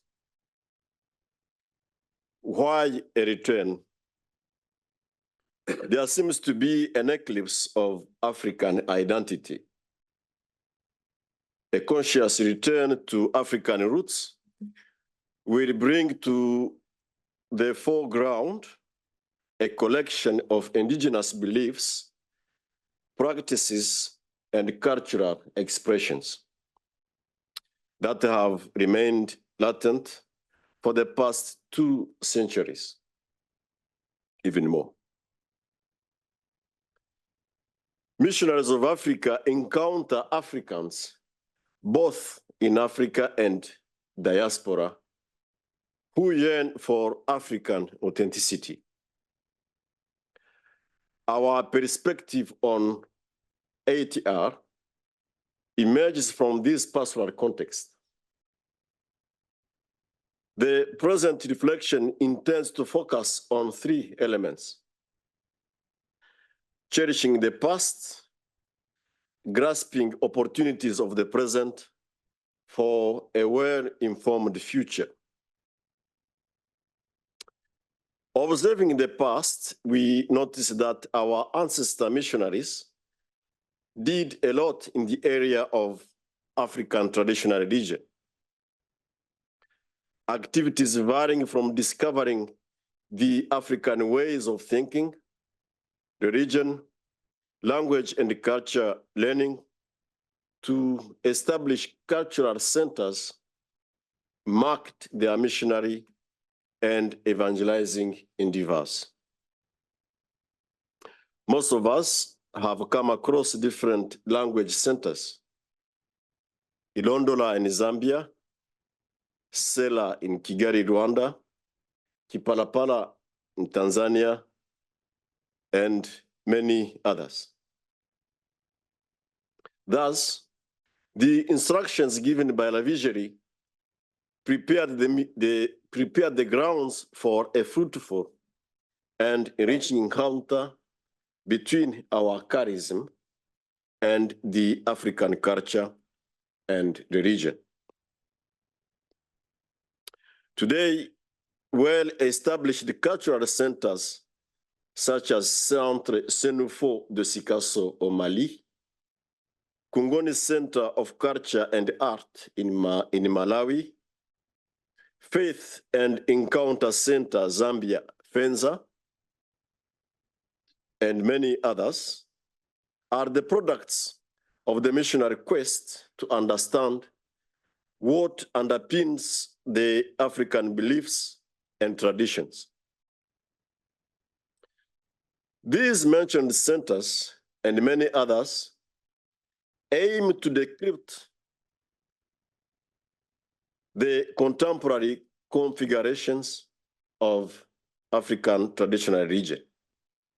Here I mean the fundamental elements and the various changes it has gone through throughout history. Such an endeavor calls for a well-reasoned out understanding of African metaphysics, philosophical anthropology, ethics, cosmology, epistemology, theodicy, and many other fields that can bring to the foreground the true African identity that has remained in the background due to colonialism and globalization impacts. The modern African should not lose sight of unity in diversity. African traditional religion is so rich and profound. Though the concept of African traditional religion does not encompass the diversity of Africa into one reality called religion, the fact is that there is a convergence in divergence. Therefore, to not losing the essential elements of African traditional religion, it is time to change the lenses which today are judged to be inaccurate, though in the past were used to understand Africans' world views and aspirations. Contemporary evangelization ought to dialogue truly and genuinely with African traditional religion. Evangelizing needs to understand the daily human predicaments the African man and woman battles with. Thus, confronting African traditional religion with the human existential realities such as economic hardship, successful marriages, wealth, political influence, social recognition and validation, etc., will bring to light essential components of contemporary African identity. The gospel's advice is not to worry about the future. However, Not worrying does not rule out planning. Missionary evangelization needs new academic research and pastoral strategies that are efficient enough to confront modern challenges. Hence, the Missionaries of Africa, during the recent reflection on encounter with African traditional religion, which took place at the Kungoni Center in Malawi, decided to focus on 5 key areas: animation of confreres, initial formation, the synergy between our centers and the collaboration with our parishes, research and publication, and finally, visibility and communication. These are the areas we found to be our priority so that we can bring to the foreground the richness of African traditional religion. The reality of African traditional religion is vast and complex. It needs missionary attention more than ever. It calls for identifying priority areas for a successful mission and dialogue. Focus areas are learning the local language, dialogue in favor of life, dialogue as a means for reconciliation and peace building, ecological conversion, inculturation, developing an African Christian spirituality, studying more the area of witchcraft and family structures to encourage African and African traditional religion studies, etc. So these are the priority areas which can make us enrich our encounter and dialogue with African traditional religion. So that is the areas or the opportunities we, the Missionaries of Africa, have found to be so much important for us. In a nutshell, there is a sure route to the African identity. It is a conscious return to African roots. Here I mean the fundamental elements that make an African to be an African, the African DNA. The same conscious return is needed in our contemporary missionary formation system. So here we thought of our brothers and sisters in formation. An African missionary candidate ought to interrogate the kind of formation is receiving and see whether it corresponds to today's realities of life in Africa. The same is applied to our today's missionary attitude.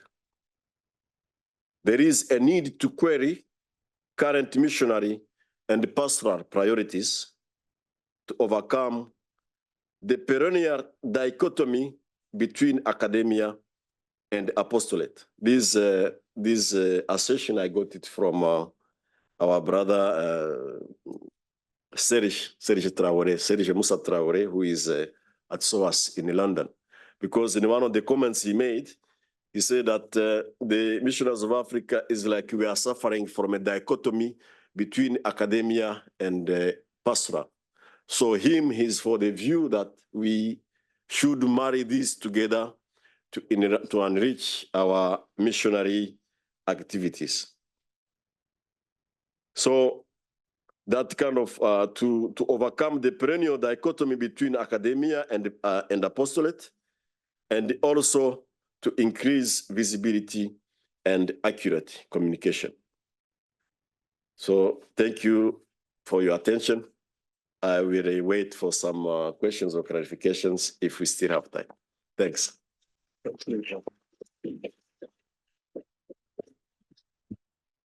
Thank you, Prosper.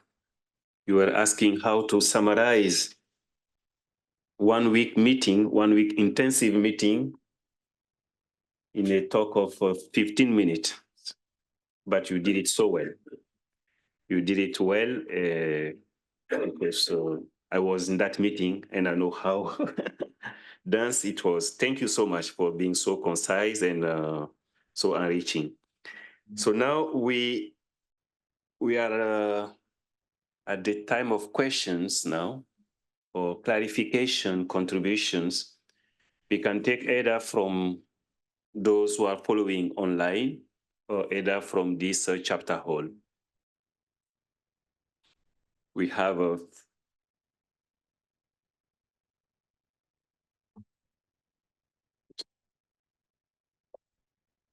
let us say we have 15 minutes for that. 15 minutes for questions. Number one.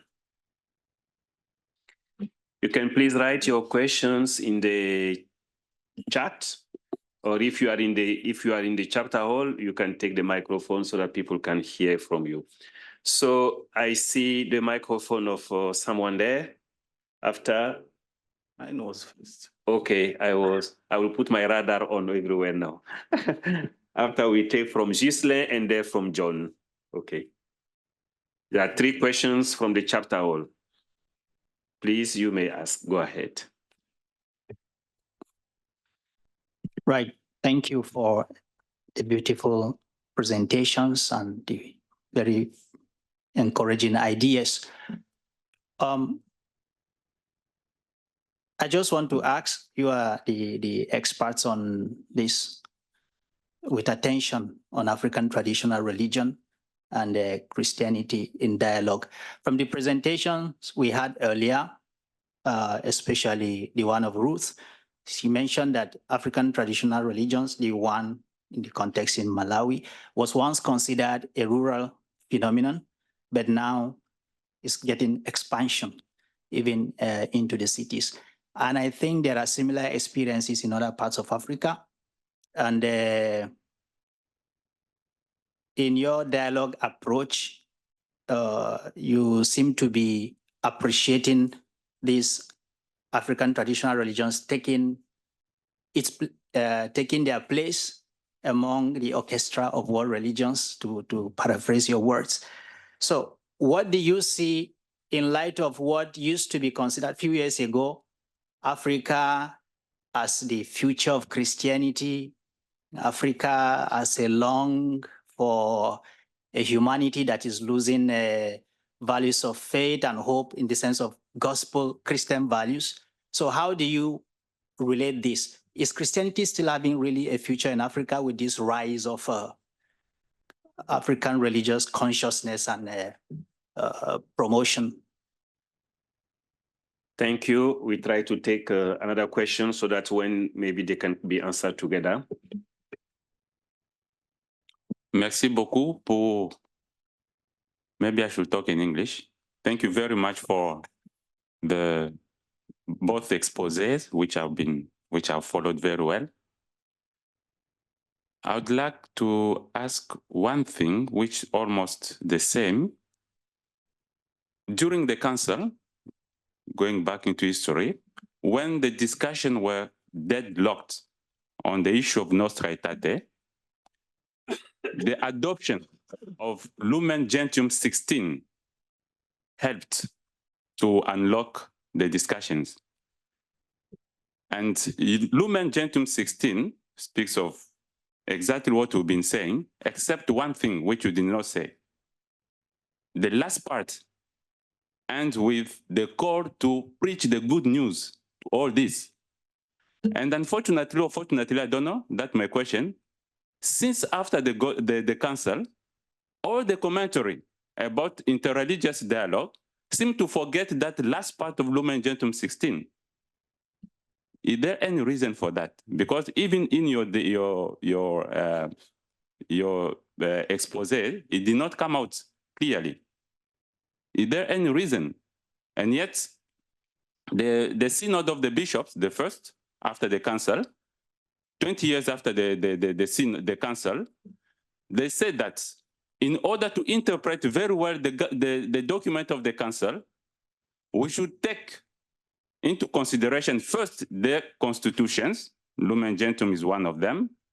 And the decrees and the declarations like Nostra Aetate should be interpreted in the light of the constitutions. But then since then, I see most of discussion, most of commentaries, they seem to forget that constitution. Is there any reason? Thank you. Thank you, Ghislain, for this question. Now, John, please, and we lock the questions, the series of questions in the whole. Thank you. I will join the others to acknowledge the relevance and the seriousness of this, the presentations from this morning, which I find very consistent and realistic, I must say. My question will be more addressed to the speakers of this morning, Ruthie, Monsieur Bernard, and the Prof. Felix. I'm wondering, how do they feel when they listen to the position of the church and the non-African speakers about this matter? I am speaking as an African, a missionary priest. Numbers do matter. Before the imported religions in Africa, Christianity, Islam, these are imported religions, to use the terms of some of the writers. As said Monsieur Bernard, the traditional religions existed. But now what is happening, we have seen that somewhere, to use the term of Prosper, they went rather dormant. And Prosper says it's time to return to authenticity, just to paraphrase. So I'm wondering, for the speakers of this morning, those who are following African traditional religions, do they feel that there is a need of expanding more? I'm talking of numbers. Christianity, Islam in Africa expanded. It didn't come as a package. Is it time to review and see now maybe to make it more known in Africa? As said Ruth this morning, she said there is a minority, and I think most of us will accept their minority, but at a certain time they are majority. And she said something that we need some African solutions for African problems. And maybe African religion traditions will help in looking into in some matters seriously, not just in pieces as we see in images and some publications. Just my quick one on the previous speakers. Thank you. Thank you. We stop here for the questions. We try to answer. I just want to note that in the chat box, there is another one linked to Lumen Gentium 16, which is said, Lumen Gentium 16 enseigne que les non-chrétiens sont orientés vers l'Église. Quelle est la source de cette orientation?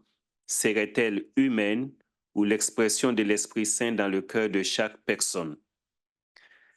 There is a serious concern about the way other religions sees the church efforts in interreligious dialogue. We need a reorientation. How do we go about it? So Bonaventure try to give in a nutshell what is essential to answer to this, and Prosper, and after we go to Professor Online. Thank you. So thank you. For me, the two questions, the first two questions, they are linked. Dialogue, mission. This has been a big challenge within the Catholic Church. Can we enter into dialogue, at the same time remain missionary, responding to the call of our Lord Jesus Christ? The position of the church is that, yes, the Catholic Church will keep her mission of proclaiming the gospel of Jesus Christ, because it judges that to be a true thing. And also it respects also other religious tradition in their way of doing. So how do they see these other religious traditional values, etc.? I mentioned it in my presentation. All the values we see in other religions, for Christianity, we see them as providential. They can help Christianity also to build on it. That's why we speak of enculturation. So my presentation and the position of the church doesn't exclude the original or the fundamental call of the church to proclaim or to diffuse Christianity. So there is no fear in that line with regard to Africa that since 8 years now, it's like they're waking up, it becomes a threat. No. It can be the same thing also to Islam or other religions. While going to dialogue, you affirm your own faith with your identity as a Christian, yet learning to accept the other in the way he or she believes. It's not the work of Christianity to help other religions to restructure or to propagate, but we enter into dialogue because we know that living together for peace and fraternity, we need to promote dialogue. Documents that insist that the link between the two, we have the document of dialogue and proclamation, dialogue and mission, redemption mission number 55. They show the link between dialogue and the mission. So what we are doing doesn't exclude the mission of the church.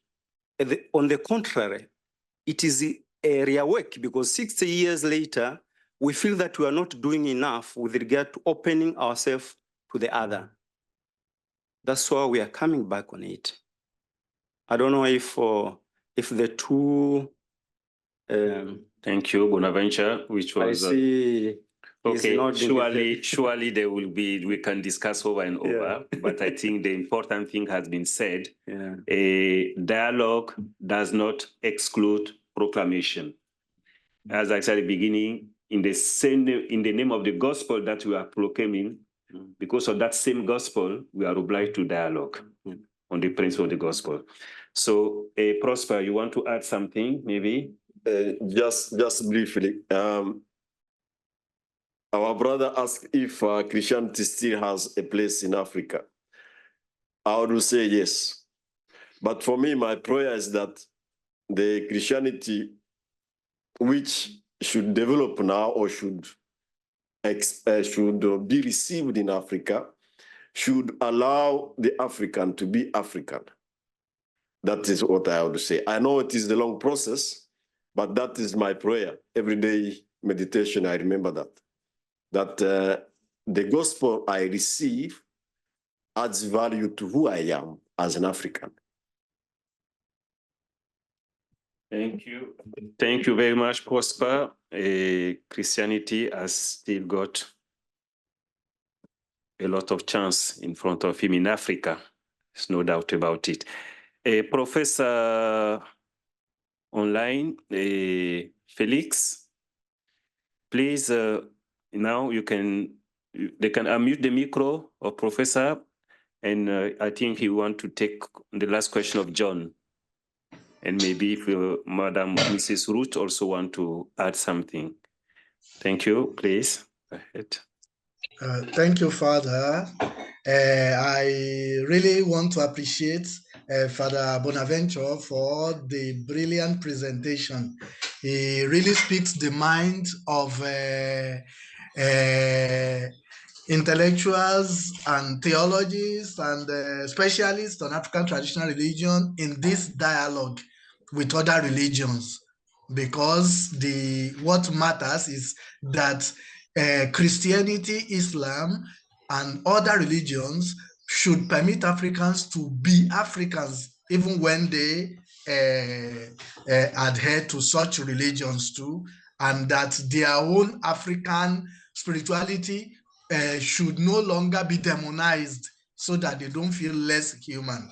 So now to take the question that was raised a few minutes ago, which started with numbers matter. And I really understand the standpoint. And I can say, one thing we always say is this: the problem of this that we have been facing in terms of dialogue and everything is actually a problem created by we intellectuals in our understanding and in our way of trying to impose some pseudo modern values or scientificity into people's practices. For example, we have said it earlier that the traditional religions of Africa, one thing that stands them apart is that they are non-proselytizing. So if we now say numbers matter, I will ask for who and why. Because if you say we have the need to expand, I would ask expand for who and for what? Because through expansion, through this numbers matter, majority religion, minority religion, most people only seek for financial advantage. If we go to most countries of Africa today, we see what pastors are doing in order to make their church grow and to have so many people. Is that really what the gospel wants religion to be? So for African traditional religion, what we believe is that once you as a practitioner do what your religion gives you the orientation to do, and you do it well, and the results show in your life, that should be enough for others to know if they want to emulate what you believe in or not.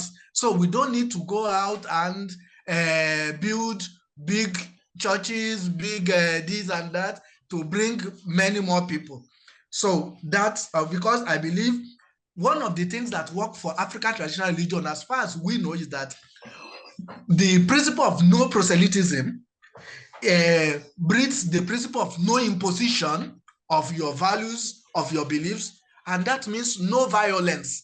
You won't impose violence. We know what that means in the history of the coming in of foreign religions into Africa. So for us, what matters is the wholesomeness of the human being.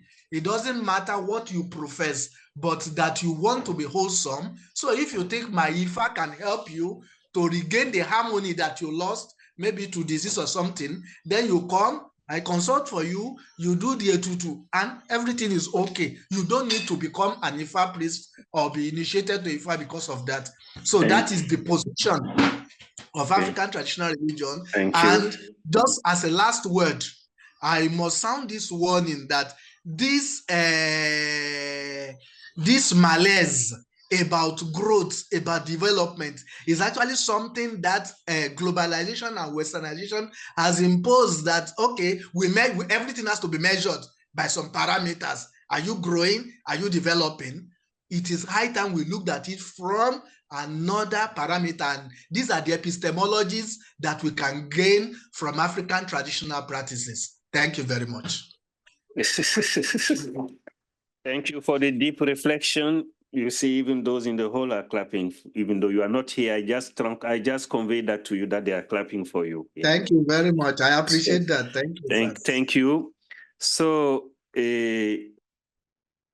sorry. The debate, the exchange can go on and on, because we know how it is very important as a topic, especially for the majority of us, because being from Africa, but also from the majority, even not being from Africa, African as the object of our love and mission also. So it's a very important question.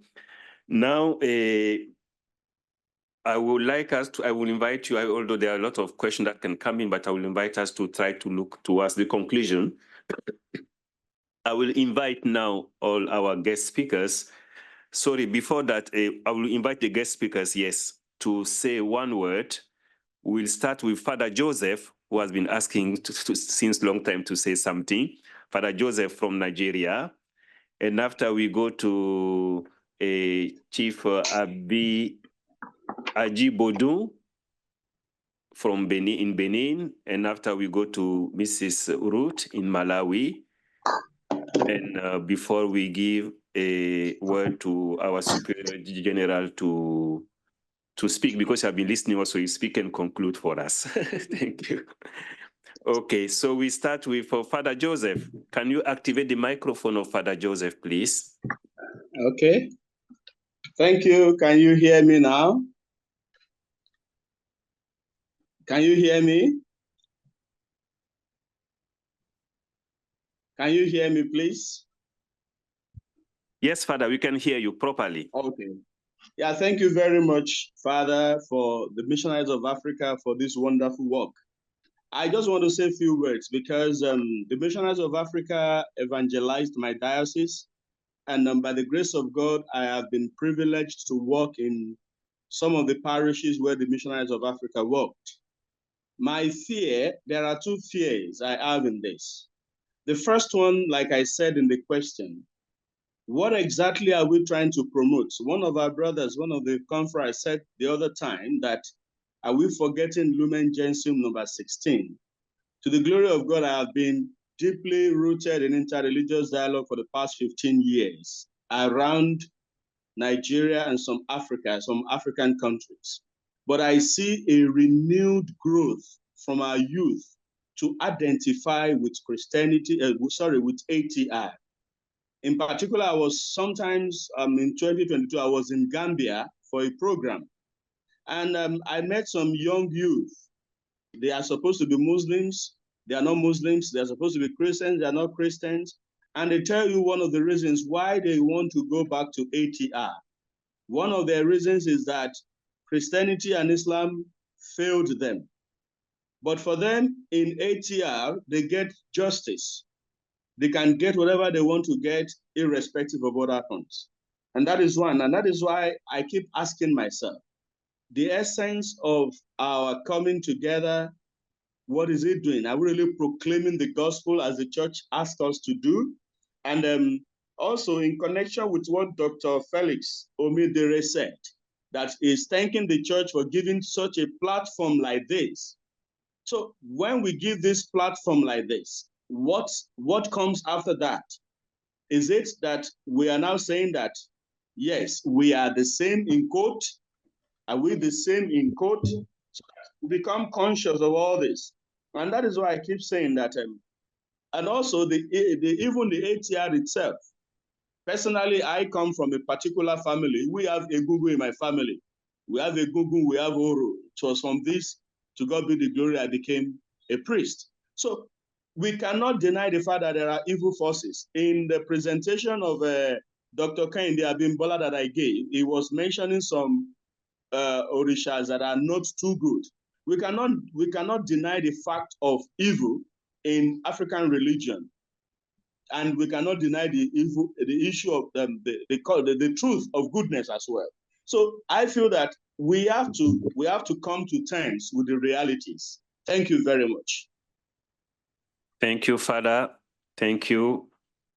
Again and again, this is not a syncretism meeting, syncretism, and dialogue does not prevent us for confronting our cultures and our African regions with the truth of the gospel, like the European society in itself also has been confronted into it centuries ago.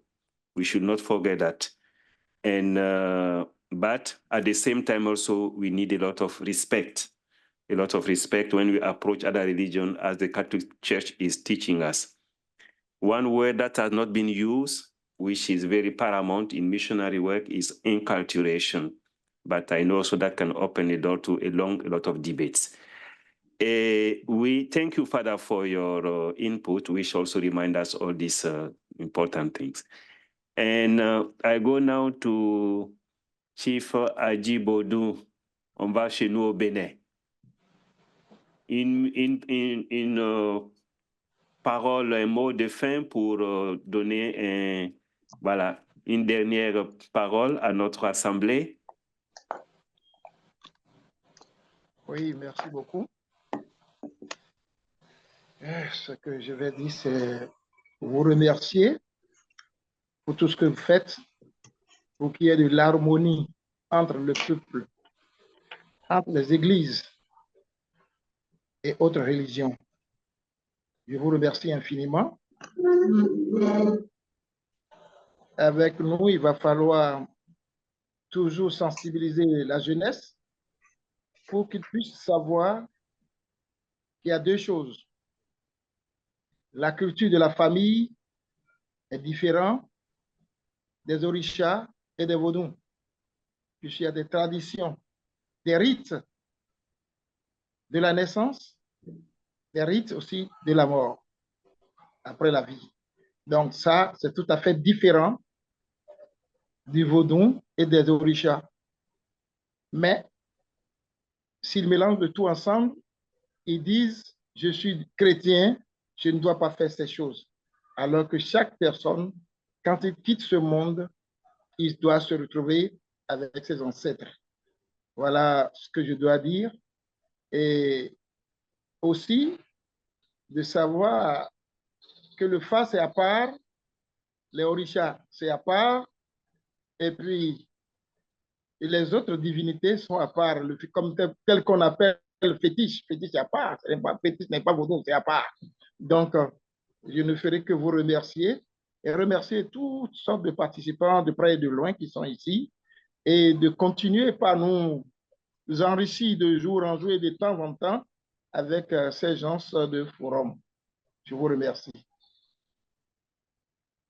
Merci beaucoup, Chief, vraiment pour ces paroles de sagesse. Voilà, nous sommes différents, nous avons peut-être des grandes différences, mais nous avons le même devoir, la même source au Dieu créateur, mais nous avons aussi le même devoir de collaborer ensemble pour la paix, surtout pour l'avenir de notre jeunesse. Merci beaucoup. Bonaventure, yourself, your last word to the participants. So once more, thank you very much for modernity. So once more, thank you very much for the team that has organized this event. For us in the dicastery, similar initiatives are really encouraged and we need them. We had an impression that we were also at the dormant stage. So we encourage these initiatives, not only for the religious congregations, but for each one of us to open ourselves to others. And that's the call for the church. I would say that conversion shouldn't condition interreligious dialogue, especially at the era of religious freedom. If out of freedom somebody accepts, is welcome, but we shouldn't go in dialogue in order to convert somebody. It becomes a strategy and is lack of respect to our partners. Promoting ATR's values is not a self-defeat, but it can help Christianity also to move forward with regard to enculturation. Third point, with regard to formation, the dicastery is encouraging a lot for ongoing formation for all religions. And there is a guide for teaching ATR, Islam, and interreligious dialogue that can be contacted in the website. You can download it. And we encourage this, and the bishops of Africa, they really insisted that all our centers in Africa, they should collaborate. And also we should encourage as much as possible for all the missionary agents to be formed in these religions. After saying this, there are some few books from the dicastery for those who would like to take. You are most welcome. They are free. You don't buy them. So there's one, A Christian Witness in a Matriligious World. Ah, Mais ceux qui sont en ligne, ils ne peuvent pas prendre Salvador. voilà. There is this. And there is one about, it was a perennial assembly, interreligious dialogue, no, dialogue interreligieux et convivialité. And we have one on l'éducation à la paix dans un monde multireligieux. Moi, je prends en même temps. Ah. Then we have saving a wounded world in interreligious solidarity. And of course, for those who would like to know the updates about the interreligious dialogue, there is a guide, kind of a guide here. Mm-hmm. And also there is about the Foundation Nostra Aetate. We are also involved in forming believers of other religions so that they can also understand what we are doing. Mm-hmm. We don't have a strategy to convert all of them, but there is out of respect. So it's about the Foundation Nostra Aetate. You might meet somebody who is interested, Muslim or ATR member who would like to follow this. All of them, they are here. So thank you very much for your participation. And thank you, Bonaventure. You can also write the titles, these documents in the chats, and some of them can be found on the website, on the Vatican website. Also, if you, for those who are online, or you put in the text, that those who are online who will not get the physical books here. Thank you very much, Bonaventure, for reading your words, full of wisdom, as somebody commented on the chat. And thank you also for being both our voice to the dicastery and the dicastery voice to us. Thank you. And now, Prosper, à toi.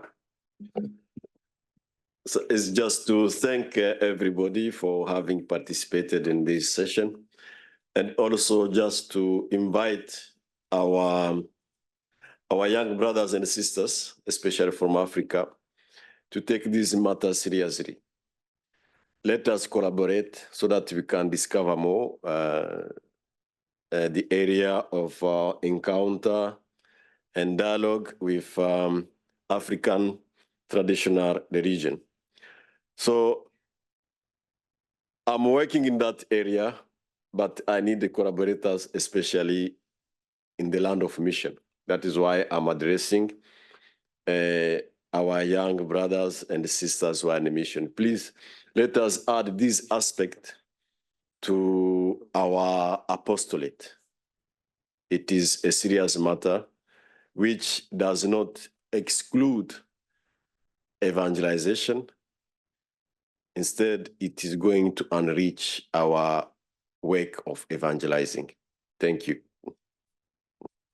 Merci beaucoup, Prosper, pour, voilà, pour cette parole, cet appel lancé aussi aux jeunes confrères, à la nouvelle génération. Merci pour tout ce que tu fais, pour ta présentation ce matin, qu'une fois encore, je trouvais très intéressant et très précis et concis.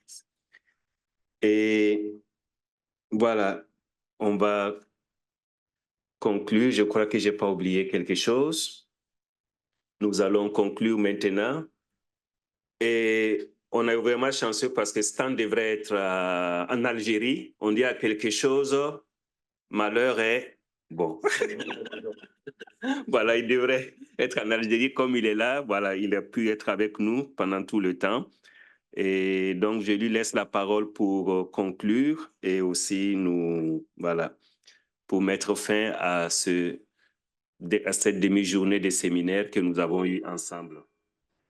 Beaucoup de gens avaient souhaité aussi que nous ayons l'enregistrement de ces séminaires pour qu'ils puissent suivre après en ligne sur YouTube. Donc, j'espère que les techniciens ont bien pris le message. On va voir aussi comment faire pour que les documents soient disponibles. Donc, merci à tous. Stan, à toi la parole. Merci beaucoup, Anselme, et merci à vous tous, à vous toutes qui avez participé à cette matinée significative, je trouve. Et merci à tous ceux qui ont suivi en ligne, à ceux des évêques. J'ai vu quelques noms des évêques en ligne, ceux qui ont participé aussi à la rencontre qui a eu lieu à Nairobi. Voilà. Bon, j'ai commencé en français, donc j'ai continué en français. Je voulais parler en anglais. Bon. J'aimerais redire pour moi ce que j'ai dit au début en suivant cette rencontre. D'abord, mon intérêt pour ce sujet. Ne vous trompez pas qu'en tant qu'Africain, je me pose des questions en entendant des gens qui parlent de la religion traditionnelle africaine. Je me dis, mais en fait, comment ça se fait? Donc, je me pose des questions. Donc, j'étais très, très heureux d'entendre et d'entrer dans cette conversation. Voilà. Mais s'il me soit permis, je suis très, très enraciné, il me semble, aussi dans ma foi de chrétien. Et je ne sais pas si c'est un hasard, mais moi, je me suis retrouvé dans une famille chrétienne. Et j'ai grandi là-dedans. Une chose qui est sûre pour moi, j'ai fait le constat que nous sommes nombreux de religions. Et j'ai beaucoup aimé ce titre, Christian Witness in a Multi-Religious World. J'ai commencé en disant qu'en tant que missionnaire d'Afrique, nous avons, à travers l'histoire, compris que ce qui est au cœur de la mission, c'est la rencontre. Et ça, c'est la démarche aussi de Jésus.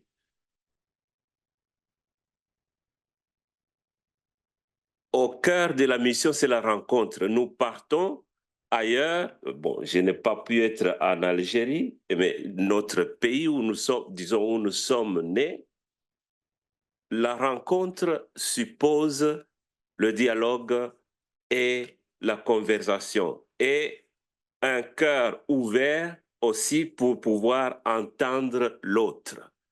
Ça, c'est la richesse de l'humanité. Voilà. Et j'ai vécu cela ce matin en écoutant les uns et les autres. J'aimerais terminer avec, disons, du côté de l'Église, ce qui me semble important personnellement, et j'aimerais citer ici une parole du cardinal de Rabat, Cristobal, qui dit « En tant qu'évêque, je ne travaille pas pour l'Église. » Il se retrouve au Maroc. Il dit « Je travaille en Église pour le royaume. » It makes the whole difference, I think, for us Christians, that we work for the kingdom, and in our own Christian faith, the kingdom of God is wider than the church. Maybe this can help some reflections concerning Lumen Gentium 16. And the values of the kingdom, we find them outside the boundaries of the church. This is how I move as a missionary. So when I see what we are doing, and I would like us to do for our poor Africa, sorry to say poor, but when we look, we see that there is a lot to be done in health, schools, and all that promotes peace. I call that values of the kingdom. And how do we work together? This, for me, is the question that we must continue reflecting upon. So thank you very much to everyone who contributed, and I only hope that we can continue with such initiatives. Thank you.